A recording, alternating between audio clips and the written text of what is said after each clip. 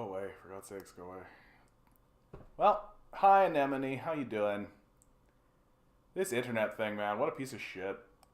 This time around, YouTube itself actually gave me a message and told me, hey, this is what's going on. And I thought to myself, oh, okay. And so I've changed some things in my streaming, and hopefully that's going to help. Apparently, I was just like everything was doing hunky dory. Everything's doing hunky dory, right? And it seems to be that it was just spiking up. But now I've put a limiter on it, so hopefully that helps. What a dumb, what a dumb, just dumb. Uh, no, I never do anything over Wi-Fi. I mean, the TikTok is over Wi-Fi, but it's no. I think that I'm zoning in on the problem. I think I'm zoning in on the problem, and if it persists, so I've made another small change here, and hopefully, I don't need to do like a high definition stream or something. I don't need like 10,000 gigabytes of upload speed or anything like that, right? I just think that what's happening is the way that I've got my settings right now. All it takes is like a little spike up, all it takes is like one group of information packets to go up, and if I've got certain programs open, which I did accidentally, I think that increases what my upload is doing. And so I think it's just back end problems that I'm just trying to deal with. That's all. And if I want to solve them permanently, I just need a lot more money. That's all. Just a lot more money would solve my problems, right? It's perfect. Well, so I'm not doing the TikTok stream right now.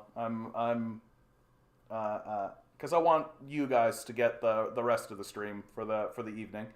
And what a pisser, man. What a pisser. You've always casted at 48p. You could do that over dial-up. Yeah, I don't know, dude. Like, I don't know what to tell you.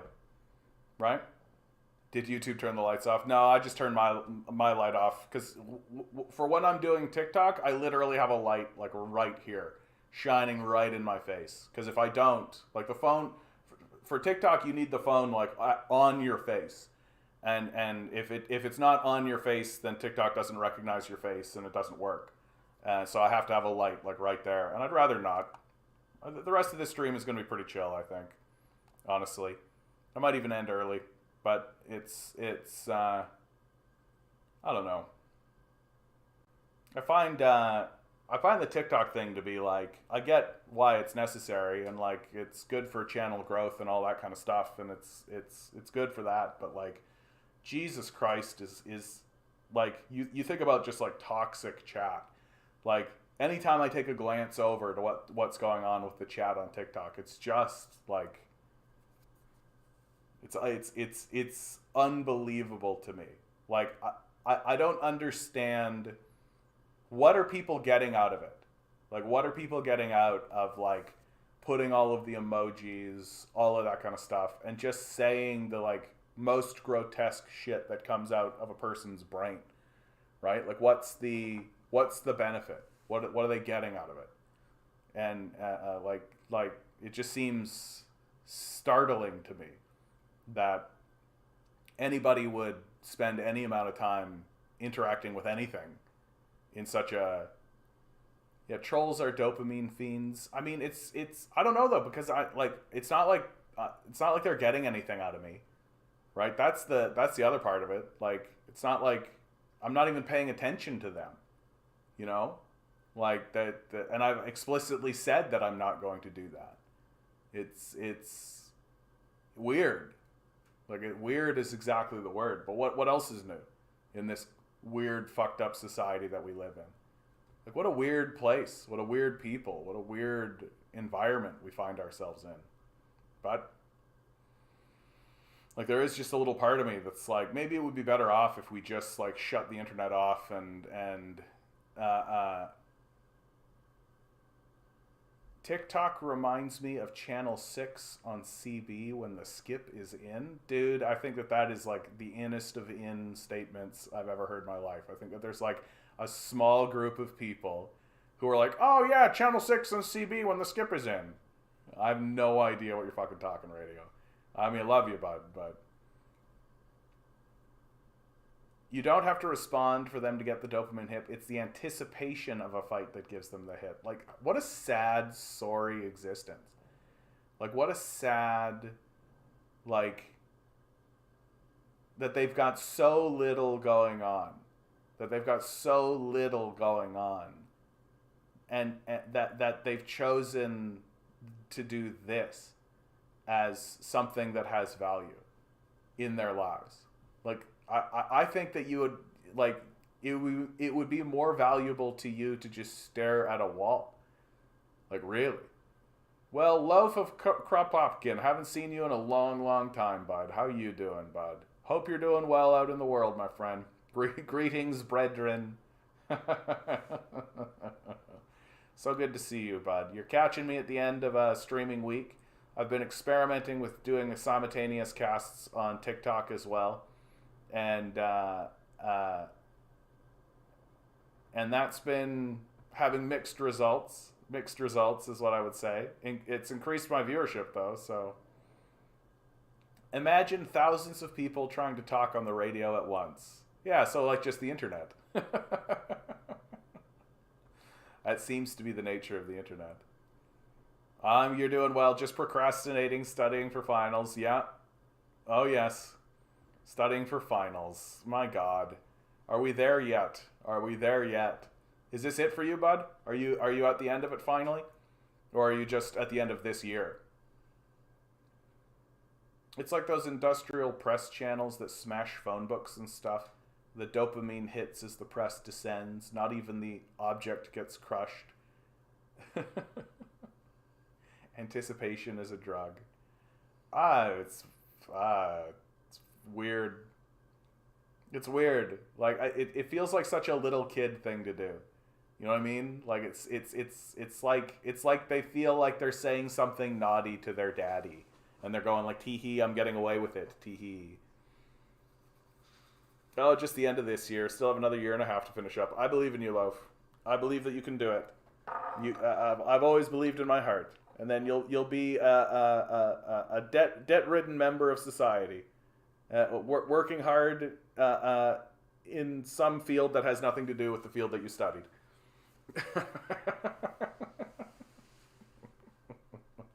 You know, just like the rest of us, right? That's my favorite, man. The amount of energy we put into the education system, only to have, and if I was honest, it'd be like 30%, I think. It's like between 25 and 30% of people who go off and work in the workforce get a job that their degree has nothing to do with. You know, it's like, what are we doing? Like, what are we honestly doing? It's like it's like a productivity hit of like 25%. Like, why are we dropping our productivity 25% like this? It's ridiculous. But that's your free market capital for you. Everybody fuck off and go do your own thing, right? The market will decide. We don't need to plan. We just need a market to decide for us, right? Oh, goodness. I'm surprisingly tired all of a sudden. Straight up. Milo, are you going to come lie down, dude? Is that what you're going to do? You're just sitting there staring at me? Like I'm talking to you. Everybody, this stream is dedicated exclusively to Milo. How you doing, Milo? You're having a good one? Yeah, you want your ears scratched. Of course you do. Well, UK weather. Cause for concern. Millions can't afford to heat their homes as dangerously cold weather arrives. Vulnerable people are being advised to heat their homes to at least 18 degrees Celsius, wear extra layers of clothing, and eat hot food to protect themselves. But many cannot afford to. Yeah, I love it. Let's advise people to turn up the heat they can't afford, to wear extra layers of clothing they can't afford to buy, and eat hot food they can't afford. Like, and how are they heating that hot food exactly? Like, with what? They can't afford to heat their home. You think they can afford to heat their food? Like, what is going to happen in the UK is absolutely a window into the future for the rest of us. That the leaders of the leaders of the British Isles are doing everything they can to ensure that any uprising is met with fierce resistance. And like, they're just going to populate their ranks with basically, they're just going to populate their ranks with soccer hooligans, right? Yeah, just get rid of your Disney Plus. Exactly, Radio. Loaf says, you've poked your head in from time to time, but life's been busier, able to juggle in a healthy manner. Yeah, you got to do what you got to do, Loaf. You got to do what you got to do. It's as simple as that. And honestly, focusing on your studies, I would prefer you focused on your studies than focus on me, right? As much as I feel I should be the center of your life, maybe you should be the center of your life, right? Yeah, or go work 3 jobs, exactly. Yeah, gritting, I only started turning on my heat last week. It'll cost me $300 minimum after Christmas. Yeah, like, what the fuck is all this? Like, it's, and you just, I think the thing about it is, like, the reason why it's so absurd is if we were experiencing that, if we were experiencing all of this, and we all knew that it was, see, this is what I'm talking about. What is this? So please configure both primary and backup streams correctly. The comparison of the streams failed because one of the streams has an invalid configuration. I only have one stream. Like, I only have one stream. Like, there's only one. So I don't even know what they're talking about here. Right? And all it takes is just like a little blink. That's the thing about it, is that it doesn't take like a long sustained thing. So if like 2 minutes into the stream, it's like, oh no, goodness, blink. Right? But then 2 minutes later, it's just like, yeah, it's fine. Right? So I feel like this is very confusing. And yeah, I don't know what to tell you guys. I'm just trying my best, goddammit. Oh yeah, TikTok is awful, dude. No, it's just kids, right? Like, it's just kids on their phones. Like, that's all it is. And like, the hope is that we'll get a certain degree of those, a certain degree of adults will come through, and they'll make it into YouTube, right? That's sort of the hope. The benefits, I can tell you, is that viewership is up because of it. Subscribers are up because of it. And also, anytime I look at my TikTok analytics, no, I'm not streaming to a backup server. Like, I just show you guys. Like, I don't fucking give a shit. Like, it's this. I hit this button. It's just this program, right? It's just OBS. That's all it is. I hit this button. It's a single stream to a single thing for a single thing. I don't have a backup server. I don't have any of that shit, right? And I don't know what the fuck it's talking about. But the one analytic that's happening on TikTok that I think is very hopeful and helpful for me is that when I end a stream, TikTok will say, like, here's how much viewership you had, here's all that kind of stuff. And then it'll say, hey, you had 98% more viewers than people with a similar following. Like, and yesterday was 99%. Like literally more people are watching me than 99% of people with similar followings. Like, that tells me that there's a real hunger, that there is a real, true, genuine hunger for what I am doing on TikTok. That I have like 11,000 followers on TikTok, and so if another person who also has 11,000 followers loads up their live stream, they won't get anybody, or they'll get like 2 or 3 people. Right? Like, I am on average getting like 150 people, and getting 150 people viewing at any one time. And when the stream ends, it says you're at the top. Like, this is what people want to watch. Obviously, this is what people want to watch, right? That's what they're telling me. And so I am going to do everything I can to make sure that the TikTok streams keep happening, because like, it's like farming, right? It's what I'm trying to do, is I'm trying to farm and then direct people. If they actually want to communicate with me, I'm not going to communicate to them through TikTok, obviously. They can come in here and we can vet people, and get them cleaned out if they're if they're shitty. And sometimes they're shitty. Sometimes they're not. Where are most of the TikTok viewers from? I have no idea. Radio. I have no idea. And they do tell me like who is actually watching for what duration.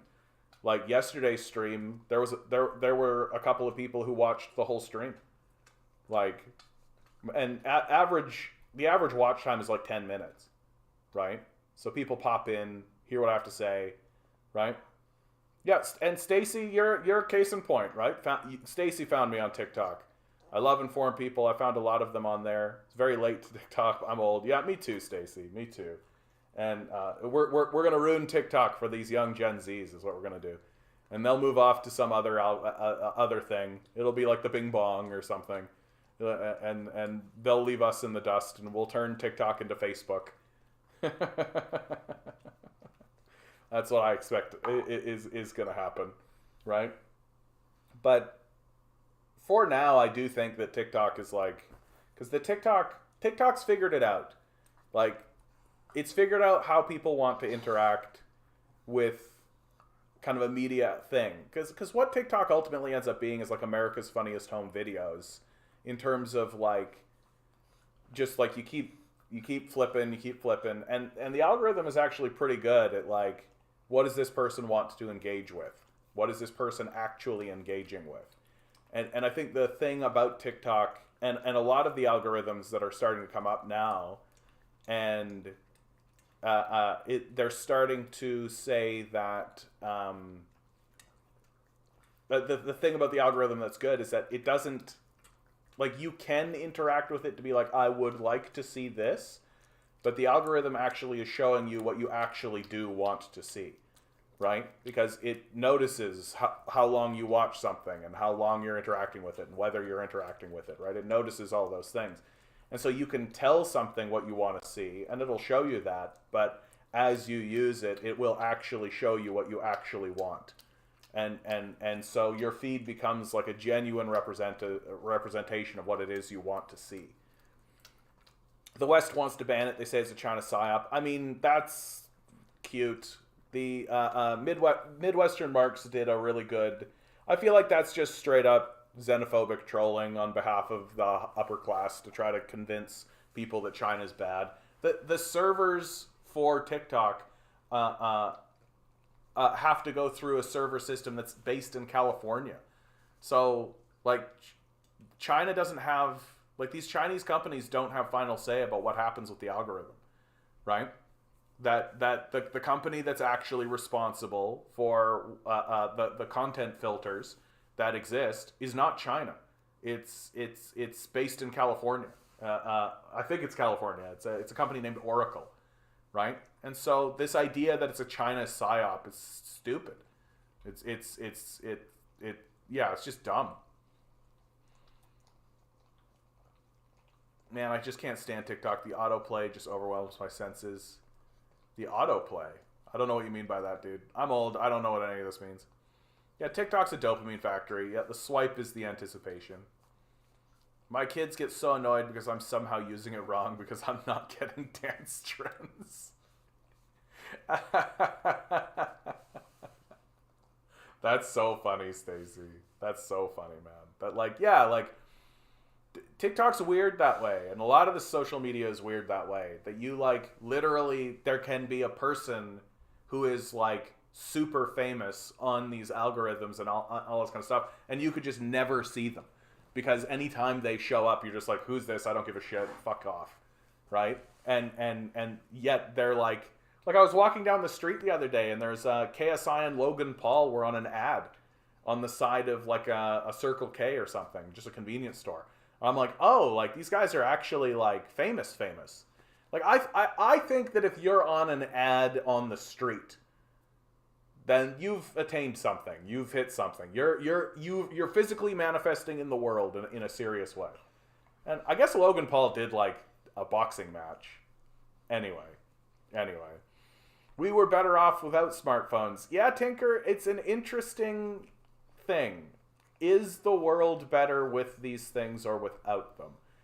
And I tend to take the position that it isn't the smartphone itself that's the problem. And I feel this way with a lot of technology and a lot of things. It's not the technology that's the problem. It's that we have systems and institutions that are interacting with this technology in ways that are extremely problematic. So, like, we've been talking a lot about Eric Griffin. Never seen you here before. Homelander's theme for your TikTok live. I don't know what that means, bud, but thank you. Unless that's insulting me in some way. In which case, fuck you. But I don't think it is. So thanks, Eric. Hope you're doing well out there, bud. The thing, like, I think about the algorithms are a perfect example of this, and like suggesting new stuff to you, right? Suggesting new stuff to you. Well, if we all sat down and actually thought, okay, what would we want these algorithms to actually be doing for us? Right? What would be a universally beneficial thing for an algorithm or for something on these social media platforms to be constantly doing? Well, something that I think would be universally beneficial to everyone would be what's going on right around you. Who are the people right around you? What are the people right around you saying? What are the people right around you doing? What's the business down the street doing? What's your local church doing? What's your local constituent doing? What's your local politician doing? Right? That these algorithms should naturally and by default, and I think anybody who would argue with this, I think, would be out of their mind, that they should be informing people just by default, just by their very existence, about what's happening directly beside you. Like, what's your local police station saying? What's your local fire department saying? What's your local news station saying? What's your local newspaper saying? What is happening? And literally not just on a city level, but on like a municipal level. What's happening right around you? Is your local church throwing a potluck? Is your local community center having some kind of event? Is there some kind of event going on at the pub? Is the local movie theater doing something? Right? And the fact that these algorithms are not actually doing that tells me that the technology that we have is not actually interested in, it's not responding to the needs of the people, it's responding to the needs of the owners. And once again, we see that capitalism is the culprit. That it's, in my view, it's not the smartphone that's the problem. It's that the system of capital is completely disincentivized to create community or get you connected to any kind of community idea or anything like that, and instead just takes ads from the largest payer and just jams that in front of your face. So instead of getting your local church being like, hey, we're having a potluck, do you want to come? Right? It's McDonald's being like, hey, have a fat burger. Right? That's it. And so capitalism is the crisis, as always.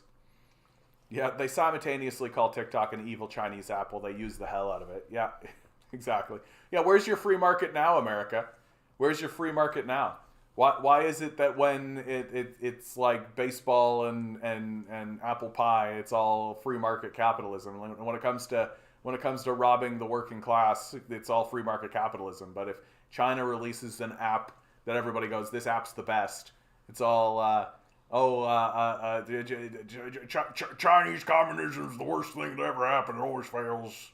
100 million people will have an iPhone.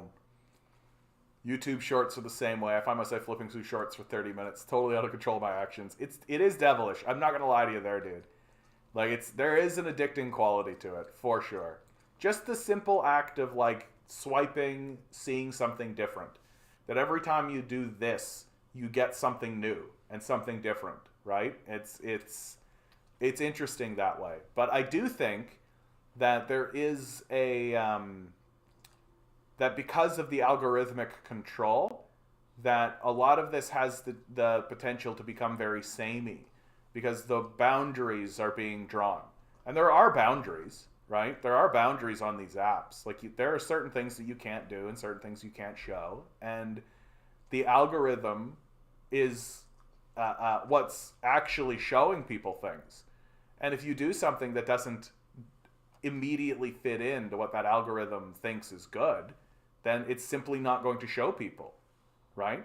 Like it's just not going to do it. And you see this all the time. Content creators complain all the time. Like, I don't know what the algorithm wants, right? And people will say, like, I created a video and I see it, like, it has 0 views. Like, nobody's seeing it at all. And it's pretty insidious in many ways. You know, Stacy, if I had access to all the information in the world when I was 20, I would have a very different experience in life. I mean, this is what's so funny, is that we do have all of this information. We just don't like it. We don't like using it, right? And we've done everything we can now to just cede as much authority as possible to the worst actors in the society, right? Like, and we like to pretend like places like Wikipedia. Like, Wikipedia is a really good example of what I'm talking about, where technically the information's there, but you've really got to parse it. Like, you've really got to go through and like they're not upfront about a lot of stuff. So a very clear example would be when I started to investigate the Georgian War, right? That's the war that happened in Georgia on the border of Russia. Well, it took me quite a bit of researching before I found out that the United States couped that government, right? Like, they're not upfront about this stuff, and that it's pretty clear. And I saw this happen in real time with the Azov Battalion.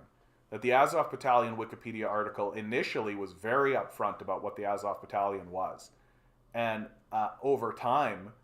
And every time I would go to it, it'd be a little bit more parsed and just a little bit more changed and a little bit cleaner and it isn't that they removed the information. It's just that they altered it and buried it. So instead of it being a neo-Nazi organization, it became an ultranationalist organization. And then instead of it being an ultranationalist organization, that got put down into the bottom. And all of the information is there. It is there. That they're not outright omitting information on the thing, because I do think that the people who really operate there are not actual CIA assets. I think that they're dealing with CIA assets, and they are interested in being like, look, here's the New York Times reporting on this, and we're putting it on here. This isn't your fucking blog, right? And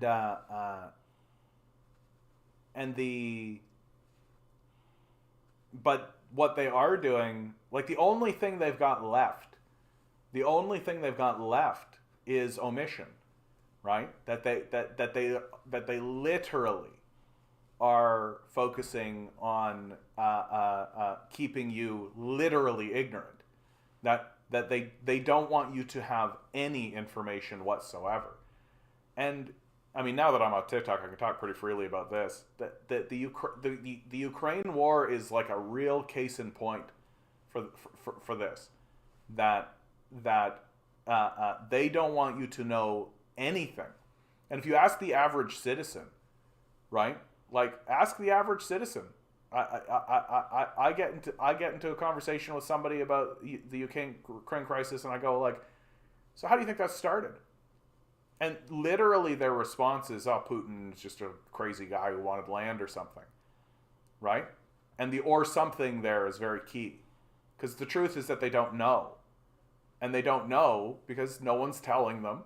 And the people who are telling them get deprioritized in the algorithm and get shipped off, get their internet connection cut, right? Like, you don't get to participate. Very clearly, very cleanly, you don't get to participate. And so if you actually tell people about these things, you actually talk about these things, and I actually do think that the Donbass war is going to become better known as time moves forward, right?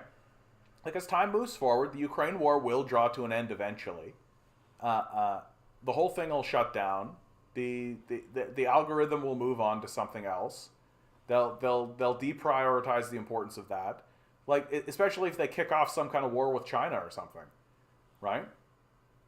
It's just not going to And so something like the Donbass War is going to seep into the consciousness of the people, but it's going to be like another, like how we used to think that it was the CIA, man. They did a psyop on me, man. Like for decades, that was considered like kooky conspiracy right wing. Like those guys have mental illnesses.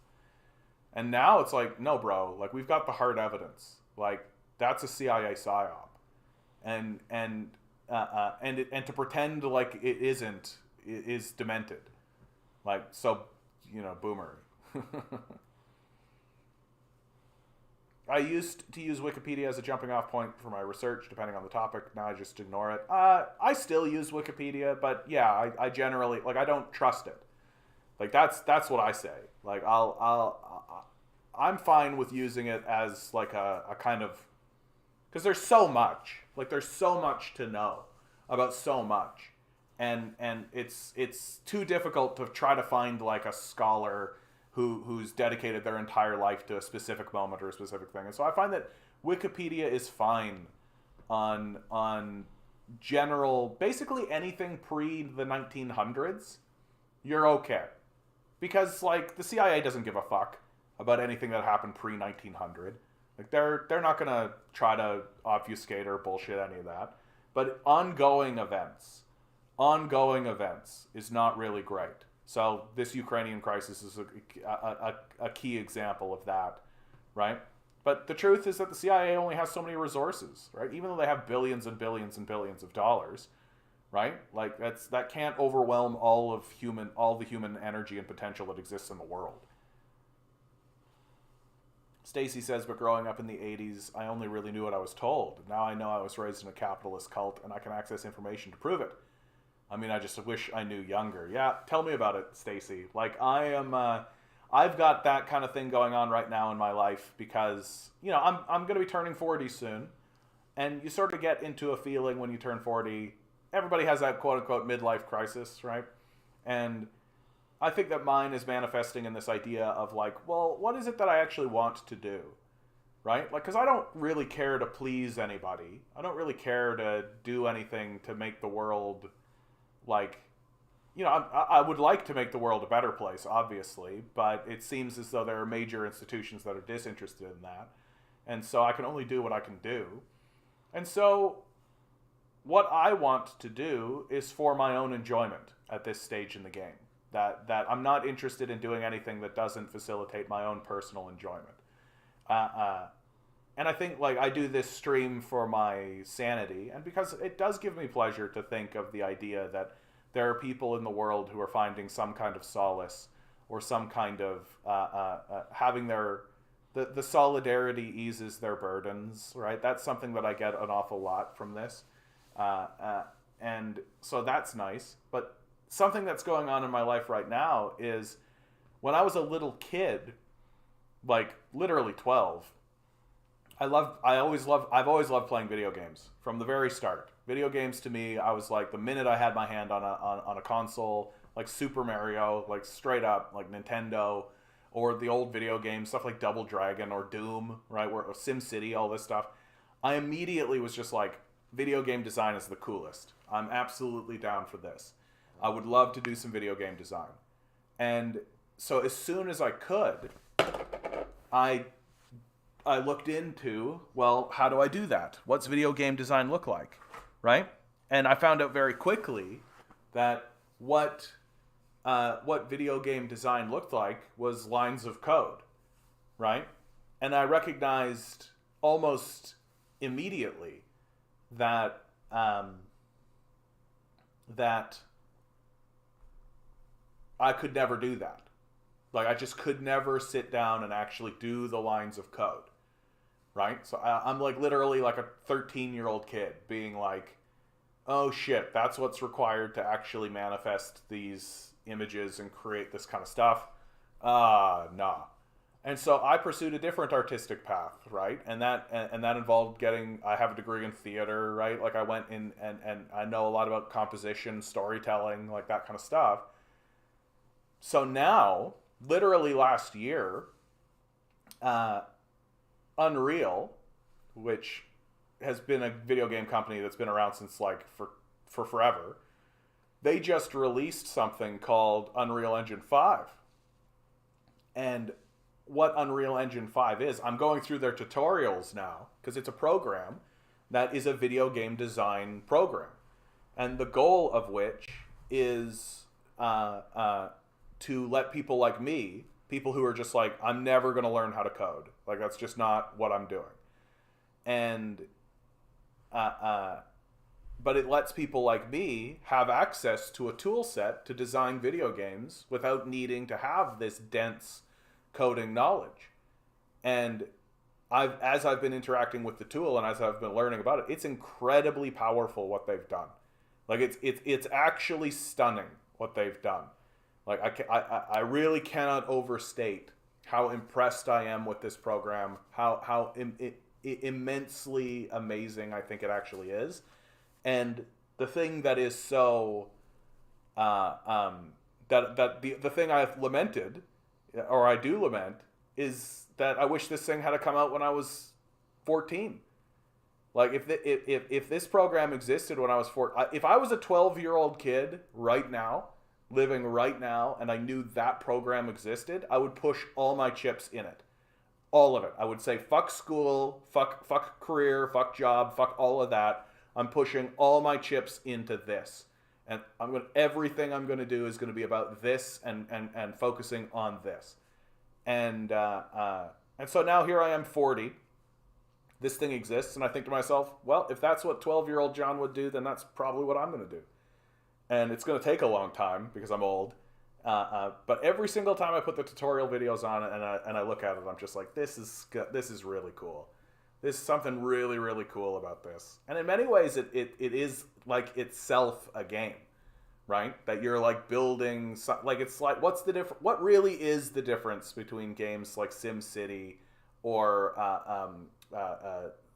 any of these Civilization style games or any of this, or a game where you set your own goal and then you are given a tool set to build a world and like paint a world to get your own goal. The only difference is that you're the one setting the goal, right? And so set a goal and move towards it. And we'll see how it goes. Radio, are we a think tank? I don't know what we are, dude. I think this is just like a solidarity group more than anything. Have I tried playing Valheim? Why is Valheim familiar? Valheim.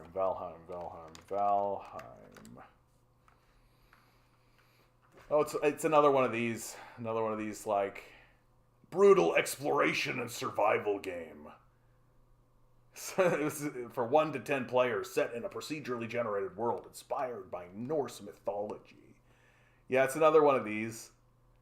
People, I think I watched a video about this, and I watched the video and thought to myself, yeah, like, I get it. I get why people like these. I get it.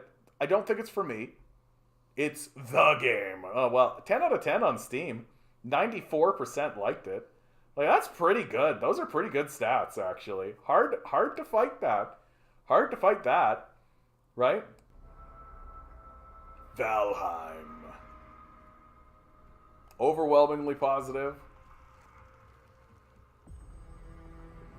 I'm going through a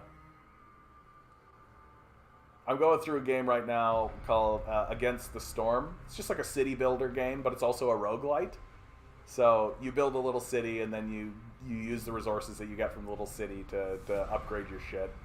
It's fine. I hate this. I hate it when they do this. They're like, snapshot. Like, I really just show me like a long... Yeah, like, it's a survival horror, right?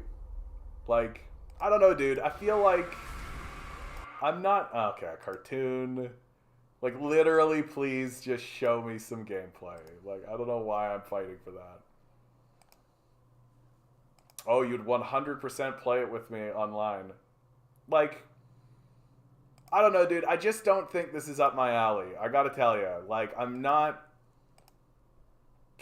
Can I tell you the game that I would design and the game that I have in my mind to design I think the reason why I'm not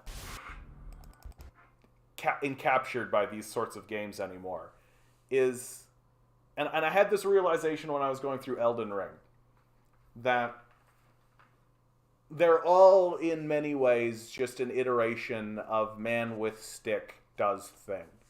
Like that is sort of the fundamental, when you boil it all down to what is this, it's all some variation, right, of man with stick does thing, right? So maybe you go up and you take your stick and you hit a monster, and then you get the MacGuffin, right? And maybe you're taking your stick and you're building a little hut, and then you go through the portal to get the MacGuffin, right? And there's always this sense of like, yeah, okay, that's great. The vibes. I'm sure they've captured the vibes in a cool way. And that's not unimportant. That's not unimportant, right? But I think what I'm trying to say is that, like, and I've been getting this feeling more and more, is that, like, anytime I play a video game, I think to myself, I could be designing my own video game right now. Like, sure, I'm playing this game, but I could literally just be playing with the game of design my own video game. And so the thing that I think I'm trying to focus on and trying to think about more and more is that I want to change the man with the stick. That I like the idea of being in a game world and interacting with the game world in a meaningful way and exploring and finding out things. But Elden Ring really convinced me that everybody who's designing these games is beginning from the absolute baseline point of it's got to be that a man with a stick is completely viable. That you can go fight the god Asmodon and he'll have 7,000 heads, screaming banshees and magic floating all around, but a man with a stick needs to be able to beat them. And I'm just to a point now where I'm like, nah, like, that sounds stupid, in fact, that, like, it should really be the case that if a man with a stick encountered the game that I want to design, they would be destroyed. And it wouldn't be close. That I would like to see a game where magic is the absolute height, and that magic often, you take a look at games like important games that are really good and everybody acknowledges as good, like Skyrim, The Witcher 3, right? And magic always seems to just be this kind of like tacked on, or at least comparable to, man with stick. And I really would like to make a game where, like, it's about being a wizard, and it's about being magical, and it's about encountering a game that has that kind of open world experience, but you're a magician, you have magic, and not like pew pew, I'm throwing a laser beam, but like the type of magic that a wizard would have, right? Like the ability to fly. Like, when I play Elden Ring, I just roll my eyes at this idea that, like, oh, I fell slightly too far off a cliff and it killed me. I'm just like, what are you talking about? Like, this is like a level 2 spell. It's like an absolute bullshit. Like, you should have this spell. Float. Just float down. You're fine. Right? Like, and it's and I get why they want that. It's for the tension and all that kind of stuff. But I'm just like, no, we need I find it a bit shocking that no one has, like, picked up but Loaf, this is exactly what I'm saying, right? You say that kind of stuff and people are just like, ho ho ho, how overpowered. And I'm like, yeah, so level your game up, get your game good. Like what's the thing that these FromSoft guys always say? Well, get good. Yeah, get good. Your games suck because it's all for men with sticks to be like, I'm a man with a stick. And if you introduce the idea of like, yeah, I'm a wizard, I have the ability to tear open a veil into an alternative universe and come forth into powers that grant me godlike abilities, but that's really high. Like, shut up. Like, shut up. It's so dumb. Like, it annoys me so much that, like, literally these games are trying to convince me that, like, yeah, you have magical wizardly powers, but if you fall 2 inches too far, you die. What the fuck are you talking about? Yeah, that's too high. That chasm's too yeah, you can't clear that. Oh, sorry. Like, what? What are you talking about? Like, what are you talking about? And I'm just, and I would like to make a game where the protagonist is actually powerful. Actually has access to actual magic. Right? As opposed to magic designed by people who are basically men with sticks. Which is all I see. Right? As wildly popular and as excellent as Elden Ring was, my major critique of it was that its magic system was designed by guys who are just like, I got a stick. And I'm like, bro, like, nah. Nah. But yeah, the Jedi are kind of a wizard cult, but their whole thing is I'm a man with a stick. It's just a laser stick. Right? It's just a laser stick. That, like, which I look at it and I'm just like, don't you have the ability to, like, grip each other and, like, grab hold and, like, rip stuff and do all that kind of stuff, and you're literally walking around with, like, a laser stick? I don't know, dude. Like, I'm just like, where is a game that is about being a fucking wizard and, like, magic? Like, not like, oh, I got a laser beam that shoots and lightning, but like, straight up, just like, oh, you are now in my thrall. Oh, I can raise the dead. This person just does what I say because I say he does. Oh, I can float across this chasm. I can float down there. I can lift myself up. Right? I can create a sphere of energy around me that is impenetrable. I could just do that. Right? Because I'm a fucking wizard. And the reason why nobody designs that game is because, well, that means that a man with a stick can't do it. Yeah, that's right.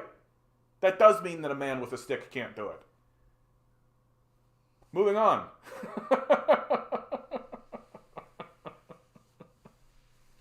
I'm just at that kind of level with game design. I think that the limitations to our imagination isn't external in the game world.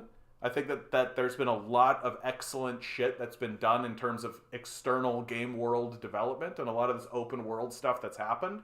But there hasn't been all that much done that is interesting from a you are a character perspective. And I think that wizards are the epitome of that. That they constantly feel overwhelmingly constrained, because if you actually presented a wizard into the world, there's no way that any of these guys would be able to compete. So my problem with the idea of excessive power is there's no progress that can make. Well, you wouldn't give it to them right up front. You would need a progression system for sure. Like, you would need a progression system for sure. And what I actually have envisioned is that you would be like a lich type character, that you would come. So it's very much like the Elden Ring beginning, where you just, like, begin and you have literally nothing, and you can barely move, and you've got, like, 0 health. And I also want to collapse all of the bars into a single bar, so that there is no health bar, mana bar, stamina bar. All that's gone, so that you only have the 1 bar, and you can deplete. And so you have, like, the maximum bar, and if you take damage, that goes down, and then you can deplete the inner part of the bar, and that's your mana, which you have to. What video game am I discussing? The one I'm designing. This is what I have in mind. And the idea would be that you literally, instead of drinking potions, you would meditate. So you would actually have control of increasing your own mana pool, and that you increase your maximum health by draining life out of people or draining life out of living creatures. And uh, uh, again, though, like V Rising, in thematically, I think is closer to the mark of what I'm talking about. But they've created a like action RPG kind of game, more akin to the Diablo franchise, where I would like to create a real role playing experience. I would like to create something that is like a true, like, you are in that role and you are playing that role, and to populate it with characters, to populate it with and interesting interactions. So, for example, like, one of the things I think about is that your starting location would be inside of a cathedral, right? That your corpse was left in a cathedral, and that's where you begin your journey. And you discover your magical powers through just needing to cast things like Dancing Light, because there's no light, it's totally dark. Casting things, just basic, like, low level, like literal cantrip level spells. And that's how you figure out your magic. And you discover through that process, spoiler alert, but it's true, that you're trapped in this cathedral. That you're the amount of space that you can actually interact with is literally the inside of this cathedral. Even though you can see out the windows and you can see that there's a larger game world and you can see all of that kind of stuff. And so you've got and you're literally trapped because you're too weak to open the front door. That's what I love about it, is that it's no grand wizardry, no grand magic. You're too weak to open the front door. And so you can't get out. And so you have to explore the magical system and explore the system of what it is you can interact with and how you can gain power throughout this process of living your life within the confines of this cathedral. And as that occurs, events happen around you, right? Like, one of the things, like, birds will come in. And one of the things that video games don't take advantage of often enough is sound and music in the game world. That oftentimes music and sound is just sort of a presence that is placed upon the player, like the way movies work, right? That you're watching a movie and there's music in the background that's supposed to inspire a kind of a mood. Or you play like Elden Ring or Skyrim does this too, where you open up the front door to the place you're supposed to go, and then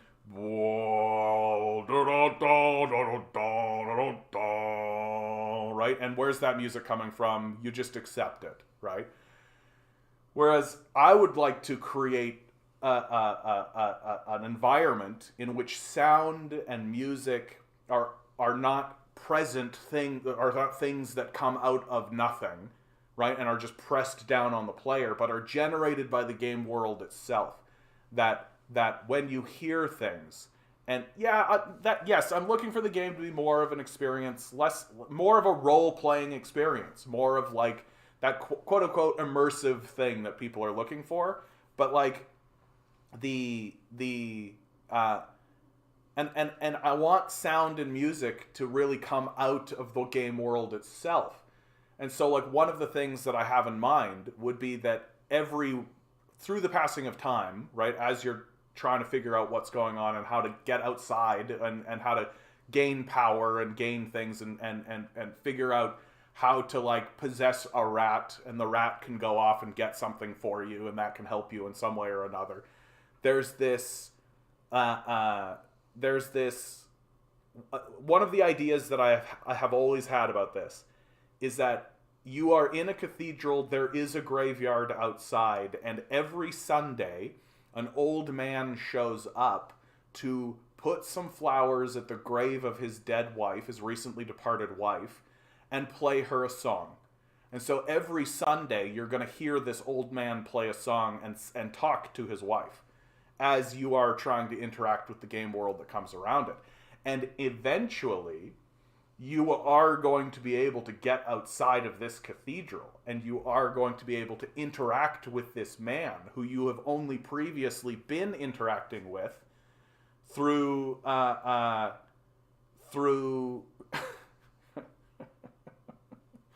who you've only been interacting with through his music and through his talking. So you've been able to get to know him, but he has never seen you, and he doesn't know you exist.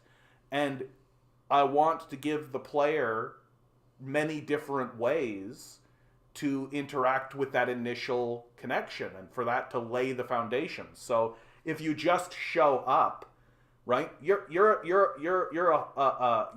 a fucking demon. Like, you look evil. You look like you're an undead ghoul, right? As far as anyone should be concerned. And so if you just show up, the guy will be like, "Oh my god, the undead live," and have a heart attack and die right in front of you, right? Which is still useful for the player, because then you can harvest his organs and like take advantage of the fact that you have a corpse now, right? And I love this new guy came in and I'm talking about this shit. He doesn't know what we're talking about. It's funny. So that's still useful for the player, and it would have the player learn something about the game world, right? But if you're a wizard and you actually have the wizard spells that a wizard should have, you would also have access to spells like Disguise Self. You'd have access to things like Enthrall Creature. You'd have access to these sorts of things. And so if you disguise yourself and then talk to the guy, right, you could maybe befriend him and maybe get something from that, right? And so to create like a real environment in which you are growing in power as an actual wizard, as an actual force, while simultaneously having these ever-changing, like, people always say that they want to do that and very rarely deliver on it. And I think I understand why. It's because the games that promise that they want to do that are so vast or so large in scope that they can't possibly deliver. And so I would like to focus on something that's a little bit smaller in scale, a little bit denser, where you could actually have lots of different changes and lots of different interactions and lots of different things that can happen to individual characters that can actually alter the way that you work and go through a game world. Did you ever play the old school game Nox? No. But so this sort of gives the Zork, this sort of gives the idea of how I am thinking about moving forward with the idea that I have, and introducing, and really you said the other thing before, V Rising, right? Well, I want it to be much slower. Like, the first thing the player will have to do is press A to breathe, and you'll have to keep pressing A to breathe. And if you don't keep pressing A to breathe, you'll suffocate. And the reason why that's important is that will teach the player eventually that there are some spells that you can just have toggled, or some abilities that you can just have toggled. And to show people, like, one of my big complaints about the Elden Ring magic system was that it was clumsy. It was clumsy as shit. That you had to select a spell and then hit this button to cast the spell. Then if you wanted to change the spell, you had to go through a wheel, right? And be like, click, click, click, click, click, get the spell you want, cast it, click, cast, click, cast, click, cast. And I always thought to myself, it would be so much better if you could just set it so that you would click this button, and that would bring up a selection, and then you could click another button to cast whichever one of those spells you wanted. So it would be like click, click, click, click, click, click. And it would be much cleaner that way, and way, way less clumsy. And that's always been sort of the beginning of my thinking of all of this. That I found, and I always have found magic systems in most video games to be clumsy and not particularly elegant or interesting, frankly. Like, yeah, we get it. You can throw a meteor. Like, we get it. Like, you can throw a fireball. Good for you, right? Oh, you want to do a Kamehameha and like do a big laser thing. Great. Perfect. But if you want to actually like have interesting things happen and have interesting events occur that are not within just blow someone up, then where's the video game for that? Like, where's the video game for have an interesting interaction?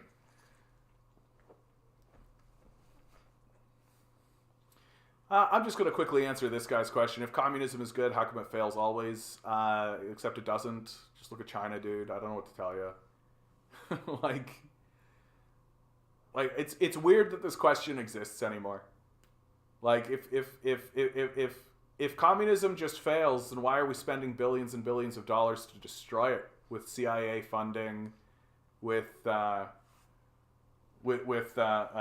literal military invasions, like the entire Vietnam War? Like, if communism just fails naturally, what was the Vietnam War about? Like, it's these guys are embarrassing. Nox. Nox player, Nox. Hold on, I'm looking into this video. As you can tell, guys, this is a pretty casual one. I'm pretty happy about this being a pretty casual one. Oh, Westwood Studios. Oh, maybe I should know about this. This is back when like Westwood Studios was actually like good. Back in the day. It details the story of Jack, a young man from Earth who's pulled into a high fantasy parallel universe, has to defeat evil sorceress Hecuba and her army of necromancers to return home. Depending on the player's choice of character class at the beginning of the game follows 3 large different linear stories, each leading to its unique ending. Nah, I gotta tell you, bro. Again, I feel like I can already tell from this description, like, I want people to play my game and think there is no way that a swordsman would survive or be this in this world. Just like, I immediately see, yeah, you can choose wizard or conjurer or warrior. And I'm just like, bam, forget it. We're done. Not interested. Like, not interested. Like, I legitimately am just like, I think a wizard, like, there's a reason why video game developers don't make the game that I'm thinking of, and don't like, and the reason why I'm so on it, the reason why my brain is so hooked on it, is there's a reason, because to do so would mean to sacrifice a lot of different ideas, right? And a lot of different ideas that I think a lot of game developers really like. Like, it's really difficult to deny that the guy that makes Elden Ring isn't in love with swords. Like, he's obviously in love with swords. Look at all the fucking swords that exist in that game. Look at all the crazy swords and crazy armors and crazy kind of stuff that exists in that game. And then you take a look at like the available shit that's for wizards. It's like 4 staves, a couple of different robes, and all the headgear is as stupid as it can look. Like, and he's made people look stupid on purpose, I think, because I just don't think he respects it. Because he's just like, yeah, sure, you can be a wizard. All right, you throw your little spell from afar. Okay, yeah, sure, you lob a thing if you like, right? But you know what's cool? Swords. And I really do think that it's just that developers are all about it. And they're just like, we really want to make a game so someone can just run in there with a sword. Be like a crazy barbarian. And I'm just like, no, I'm going to make a game that is going to kill those people. That they're going to come in and they're going to think, I'll get my sword and I'll be a swordsman. And they die. Because that's stupid. That if there was legitimately magic, and there was legitimately a wizard who could legitimately use the type of magic that should exist in a game that has magic, it would make all of these other things look fucking ridiculous. Like, childish in comparison. And that's the type of experience that I want the player to come to. That initially they start weak and they grow their power and all of that kind of stuff, and there are legitimate threats and things like this, but eventually it just gets to the point where you're like, oh, magic. Like, what does it mean to actually have magic? Right? Like, that's something that I think that's the question. There it is. I just did it. What does it actually mean to have a world that actually has magic? Like, you literally can create invulnerable walls that just nobody can pass. Like you can you can fly. Like, what does that actually mean? What does that actually mean? And most games, I think, essentially treat magicians and wizards as archers. Yeah, that's really what it is. That like the difference between a wizard and an archer in most games is just color palette and like cast speed, that kind of thing. That like if all you did was take most of the wizard spells that exist in most video games and just changed them into bow and arrow, they would be functionally the same. And I'm just like not interested. I'm straight up not interested.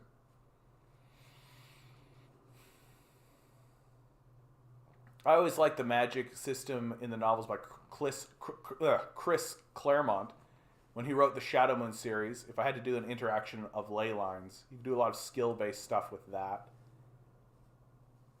I think the where I'm focusing on is necromancy, that idea, because one of the core ideas of the game is that if you die, you die. Like I'm a big believer in hardcore games. Like when I play most action RPGs, if there's a hardcore mode, that's what I'm playing. And so what I want to do is create like a necromancer style character who interacts with the world around him through like magical servants, undead servants, things like this. And if you lose them, you lose something, right? But if you die, so if you walk out into the game world as yourself and you die, good game, it's over. So I want to make a game that has that kind of danger associated to it, so that the player understands that like, and it's not like a roguelite where you go and die, but then you restart, but you've got a pile of gold in the corner because you had that last time. Fuck that. You die, it's over. Good. Thanks for playing. Start again. Like that's the type of game I want to make. To make a really dangerous game world for the player. And so really incentivize them to be like, yes, I'm going to create that magical servant to go over there and die on my behalf.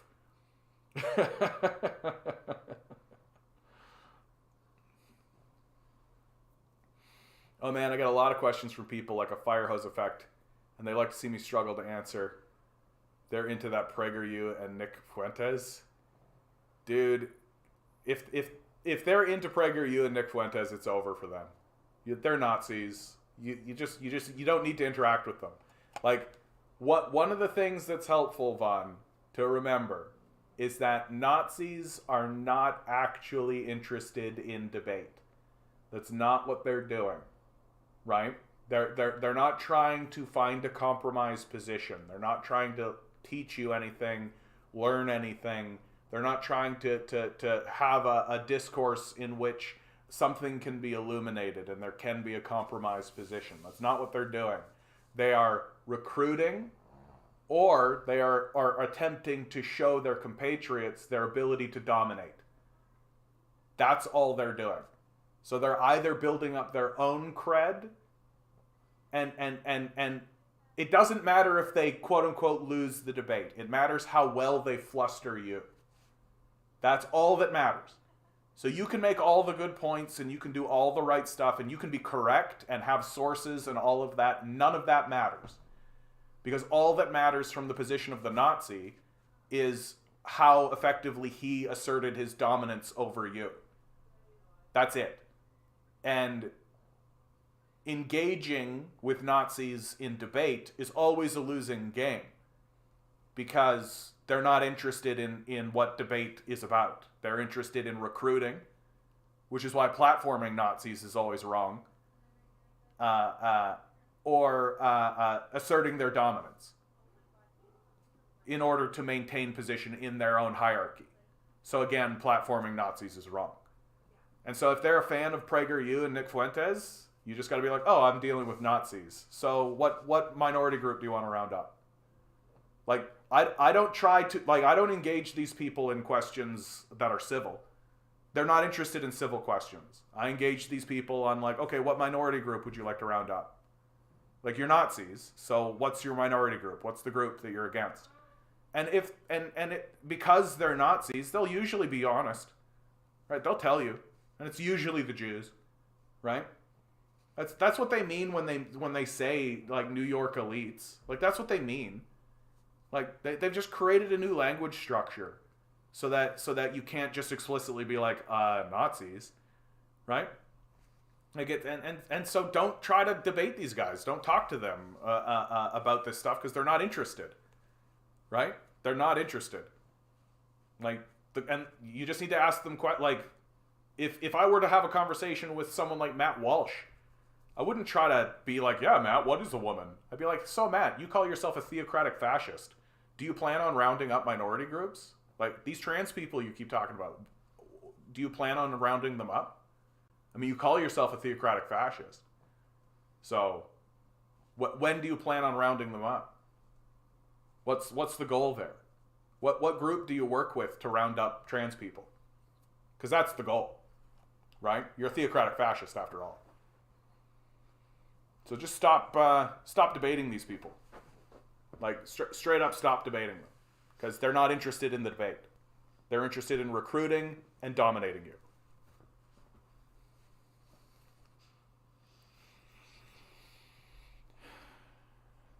I wonder about an MMO that teaches people how to operate under anarchism.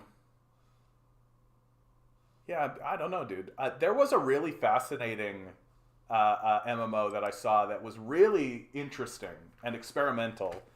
Was it Tale in the Desert? A Tale in the Desert? Is this right? Yeah, A Tale in the Desert. It was this really fascinating... Oh, is this still happening? Amazing. So the way this works is that you play... It's a non-combat focused... It's a crafting focused, massive multiplayer game where you play as some sort of crafts person. And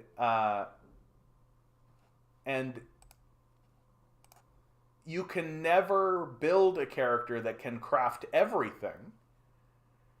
And in order to ascend your own crafting tree to any degree, it requires a connection with someone else who is also ascending their own tree. And then you all as a community, each focused on your own thing and interacting with one another through trade agreement and through all this kind of stuff, can build a little community. And then the goal is to get some kind of icon or some kind of thing built. That's really what you're... and you're all doing it as a community together through time. I think that's a really, really... When I first heard about it, I thought that it was like a really, really fascinating concept. I even played like the first iterations of it. And it really warms my heart to hear that this game is still happening and is still going on. Because I think it's the concept of building, of community building, of working together through trade and all of that in an MMO kind of style is unique and fascinating.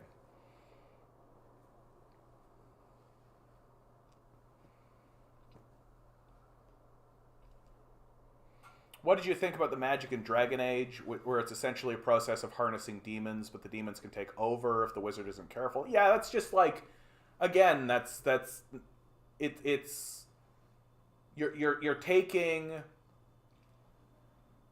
so like it's conjuring, right? So it's the idea that you have a pet, right? Which again is just sort of a reskin of the idea that like you're an archer and you've got a bear pet or something. Right? So it's the same thing, except so this is how you know it's not catching the idea of what I'm thinking, is that if I can reskin it and re-articulate it as just like a dude with a bow, then it's not hitting it, right? So it's a guy and he's got a bear, and the bear is grumpy, and he's got to make sure the bear is doing his job right, or the bear is happy. And if the bear doesn't get happy, then the bear can come over and fuck him up, right? Like it's if the hunter isn't careful, the bear can take control. You know? So it's not there. It's not catching it. That it isn't there's a slyness that I'm thinking of, and there's a subtlety and an elegance that I really and I understand why it doesn't happen. Like, I get why it doesn't happen, and it's because most game developers are operating from the lineage of Dungeons and Dragons, and the lineage of Dungeons and Dragons is all inclusive, right? That it is like warrior, rogue, paladin, cleric, wizard, like and all of this exists, right? And so game developers are like, oh, we want to capture that broad idea of Dungeons and Dragons and constantly pushing it forward, and that still exists, right? Like straight up, like Dungeons and Dragons becomes like Baldur's Gate, becomes Skyrim, becomes Witcher 3, becomes Elden Ring, and that concept of Dungeons and Dragons, right? So constantly is the march down the line. Dragon Age is right in step with that, right? Dungeons and Dragons all the way down. But there are obvious limitations from a game development standpoint.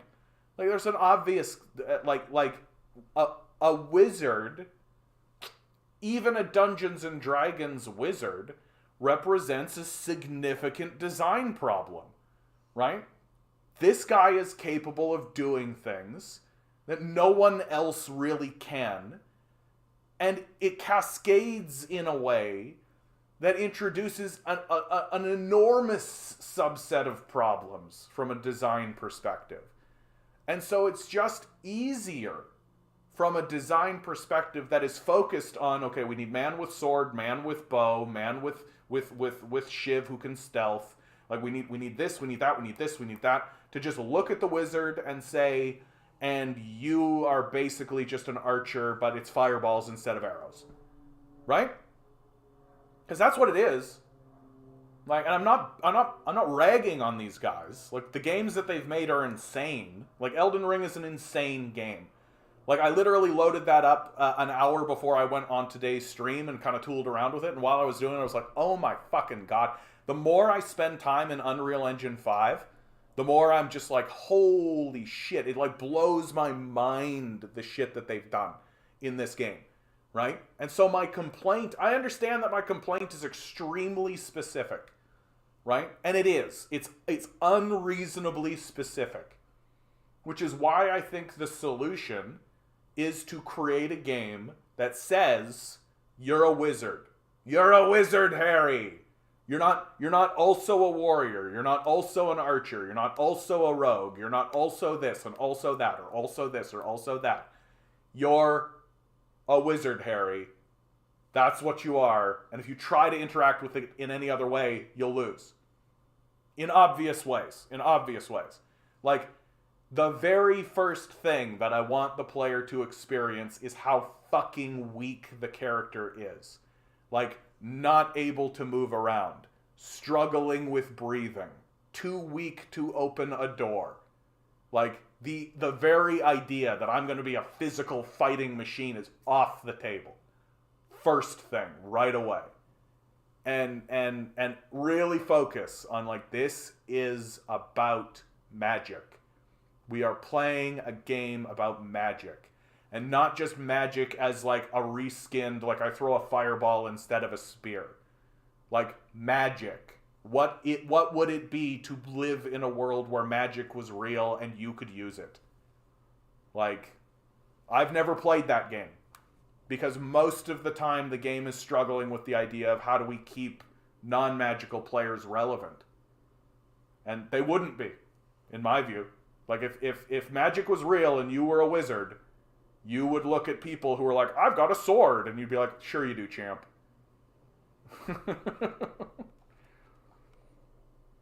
Yeah, I know, gaming stream. I'm in the mood. That's all. I need it. I need a bit of a break. Thanks, Few Acres of Snow. Good to see you, bud. Good to see you. I think my consciousness is too like. I did an hour of TikTok streaming before the internet went down, and boy howdy does that make my brain crackle. Boy howdy does that make my brain crackle. So I kind of need a bit of a, I don't know. So I'm being selfish. And I'm talking about something I want to do instead. I'm glad you guys are here for it. And Vaughn, yeah, thanks for answering the concern, comrade. It's good to hear. I'm glad to hear it, bud. Stop engaging these PragerU losers, dude. Like stop engaging these PragerU losers. Like they know they're wrong. I think that's something that's important to realize with a lot of these Nazis. They know they're wrong, right? They don't care. Like that's what's really important, I think, to recognize. Like they don't care that they are interested in domination and like the cleansing of the society of inferior species, of inferior races and stuff. Like that's what they're about. And they don't care if you think they're despicable or wrong. They don't care. That's all. Yeah, Xi Jinping recently visited Saudi Arabia, was greeted with a grand spectacle and procession. Yeah. No, Saudi Arabia and Xi Jinping, man, they're broing down. Like China and Saudi Arabia are broing down for sure. And Saudi Arabia is the number one trading partner of China right now in the Middle East. Saudi Arabia's number one trading partner is China. China's number one Middle Eastern trading partner is Saudi Arabia. Saudi Arabia, I think, is crucially important for China and China's goals moving forward. And I also think that China is crucially important for Saudi Arabia's goals moving forward. Like, they really do need each other. And that's what makes their relationship really, really interesting, is that, and we'll see what it means for Saudi Arabia and its relations with the rest of the region moving forward. Because Saudi Arabia doesn't exactly have like a clean human rights record, right? Like, the Yemeni genocide that's ongoing, right? Like we are literally selling weapons to the Saudis right now in order to keep that going. Where is it? I had it right in front of me. Yeah. Like, so that's what we're down for. But at the same time, you're looking at China being like, hey, China, do you care about these human rights issues? Do you care about any of that's going on? But China's statement is that that's an internal trouble. That's an internal issue for the Saudis to deal with. That's what the Chinese will say. But China needs Saudi Arabia because Saudi Arabia is going to get them into Africa. That's the truth. Saudi Arabia is is the linchpin in the Chinese plan to get the Belt and Road Initiative into Africa, because China knows that it can't get the Belt and Road Initiative through Israel, which is clogging up the gateway to Africa. So their plan is to use Saudi Arabia to go under the Gulf of Aqaba and just go around Israel to get connected to the Suez Canal that way. I think it's brilliant. You just need to take a look at, like, I think it's so funny when Westerners take a look at NEOM, right? NEOM, yeah, Saudi Arabia. They take a look at NEOM and they're like confused by it, and they're like, oh, this is all just what a gluttonous pursuit of any of this kind of stuff. Oh my God, blah blah blah, right? It's like, dude, this is a rail line. Like they're building a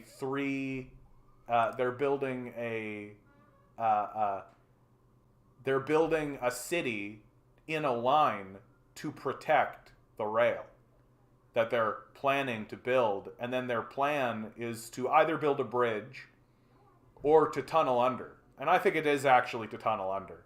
I think their goal is to tunnel under. And because a bridge, I think, would be vulnerable. right? I think it's brilliant. Like, I'll say it over and over and over again. Uh,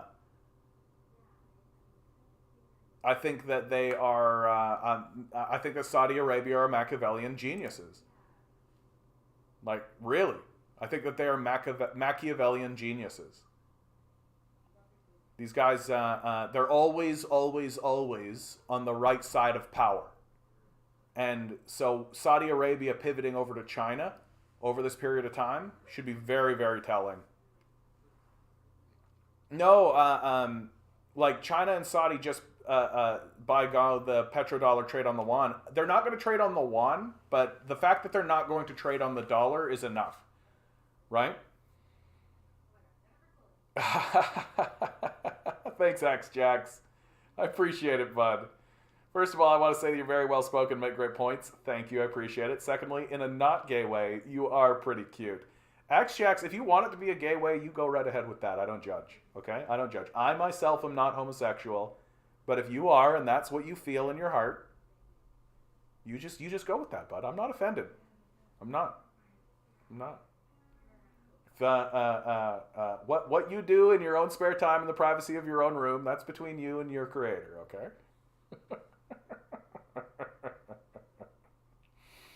But yeah, like the China and Saudi Arabia are going to trade on something other than the dollar. The yuan is likely. So is the renminbi, which is a currency that's being made between Russia and China as well. But the fact that they're not going to trade on the dollar is enough, right? And that's going to cause a lot of problems for America. Huge amount of problems for America. And oddity based in indie game dev build. We'll see, dude. I have a long history of like starting projects and then stopping.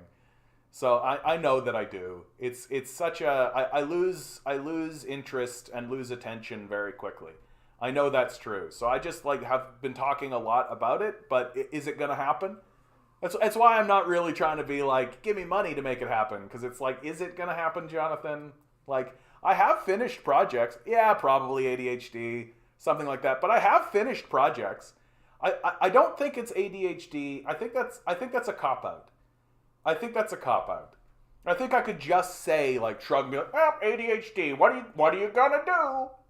I think that the reason why I start projects and then stop them is twofold. I think the first reason is that maybe there's a few reasons, more than two, but reason one is that I realize that it's not a good idea.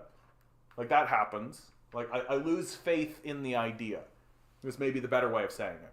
But the second thing that happens is that I didn't realize at the beginning how what it meant to do the thing I was thinking. That's common too. That the Tanner, I don't get the question. What's my I don't care. The one that rings, the one that gets me to answer the phone. And so maybe that's what's going to happen with this, but I don't know. Like, this goes back to like me being a little kid, and I finish projects that I believe in. I have a script that I've written that I actually think, if you say so, Tanner. Dude, Tanner, I'll soften up, okay? But like, I get people in here who will say stuff like this, and then it ends up being a like Nazi dog whistle or something, right? So an obscure and strange question like you're asking here, I sort of anticipate to be a trap. I anticipate it to be something you're setting me up for, so that I'll answer, and then you'll come over with a right hook and say something anti-Semitic or something. Happens all the time, constantly. I'm a communist stream, so I get a lot of Nazis in here, bud. And so if you're asking a question like, what's your favorite Android ringtone? I don't have one. I don't really know. I've never even looked at my Android ringtone settings. So that's the real answer. And sorry if I came off as hostile, bud, but I get a lot of Nazis in here doing a lot of weird dog whistling shit.